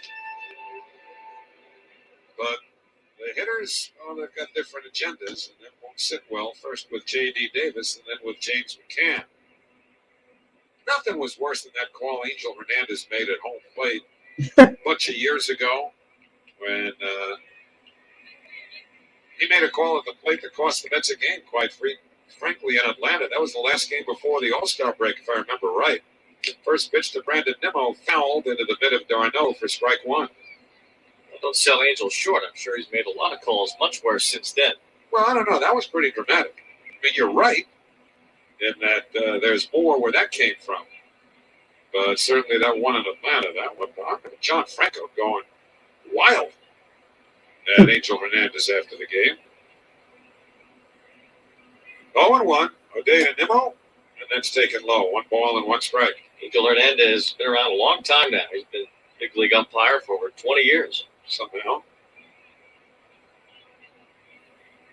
1 ball, 1 strike. I'm trying to remember, was it Gerald Williams who slid into the plate for the Braves with that winning run? The 1-1, taken a little bit low, 2 balls and 1 strike. I don't remember for certain who it was who scored the run, but it was not only getaway day, it was getaway day because it was the All-Star break, and everybody was trying to go from point A to point B, most notably Angel Hernandez. I think Angel was in the limo going to the airport before the teams were off the field. The 2-1 taken down and in, 3 balls and 1 Thanks, strike. Rusty. I appreciate that. Did you see where Angel was in I guess he was driving the SUV that left Philadelphia after that terrible call he made on Sunday Night Baseball a couple of weeks ago when he missed one by more than half a foot. Fan was heckling him, and Hernandez just smiling, soaking it up. Angel freaking Hernandez. As he drove on his merry way. 3-1 pitch on the outside corner, strike 2. Nimmo had started to run to first. Well, that's 2 neat base runners trailing by 7 down to their last out. And it's full count now on Brandon Nimmo.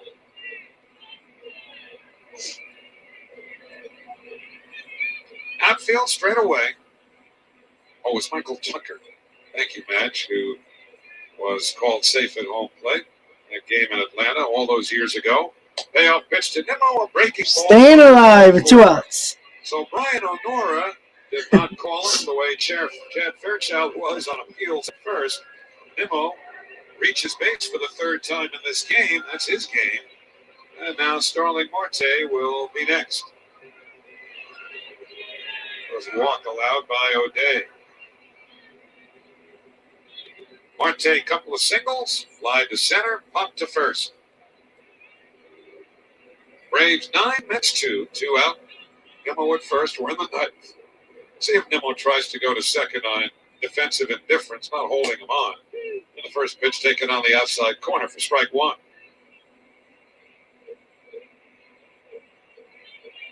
The first baseman, Matt Olson, way off the line, so Nimmo can walk about a third of the way down. Unless he wants to just go down there anyway. Showing no inclination to do so yet.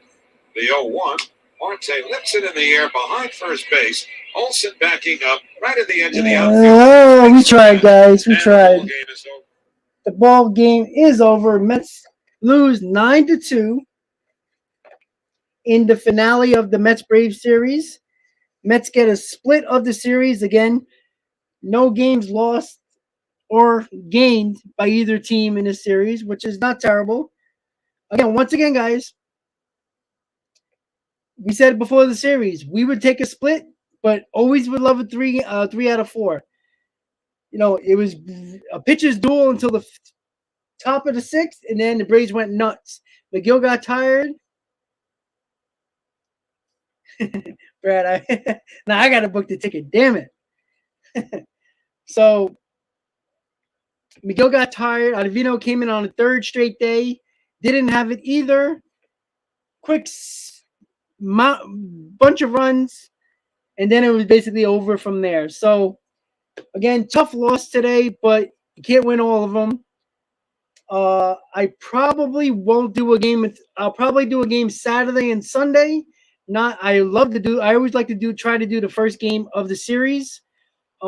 Because of work, there's no guarantee. So I'm probably not going to do a live stream probably until Saturday.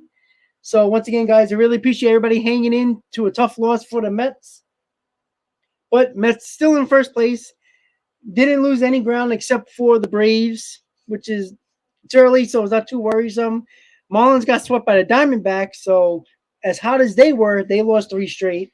So, guys, once again, I really appreciate everybody tuning in today. Everybody, have a good afternoon. Have a good night. If your hockey team is in the playoffs, enjoy.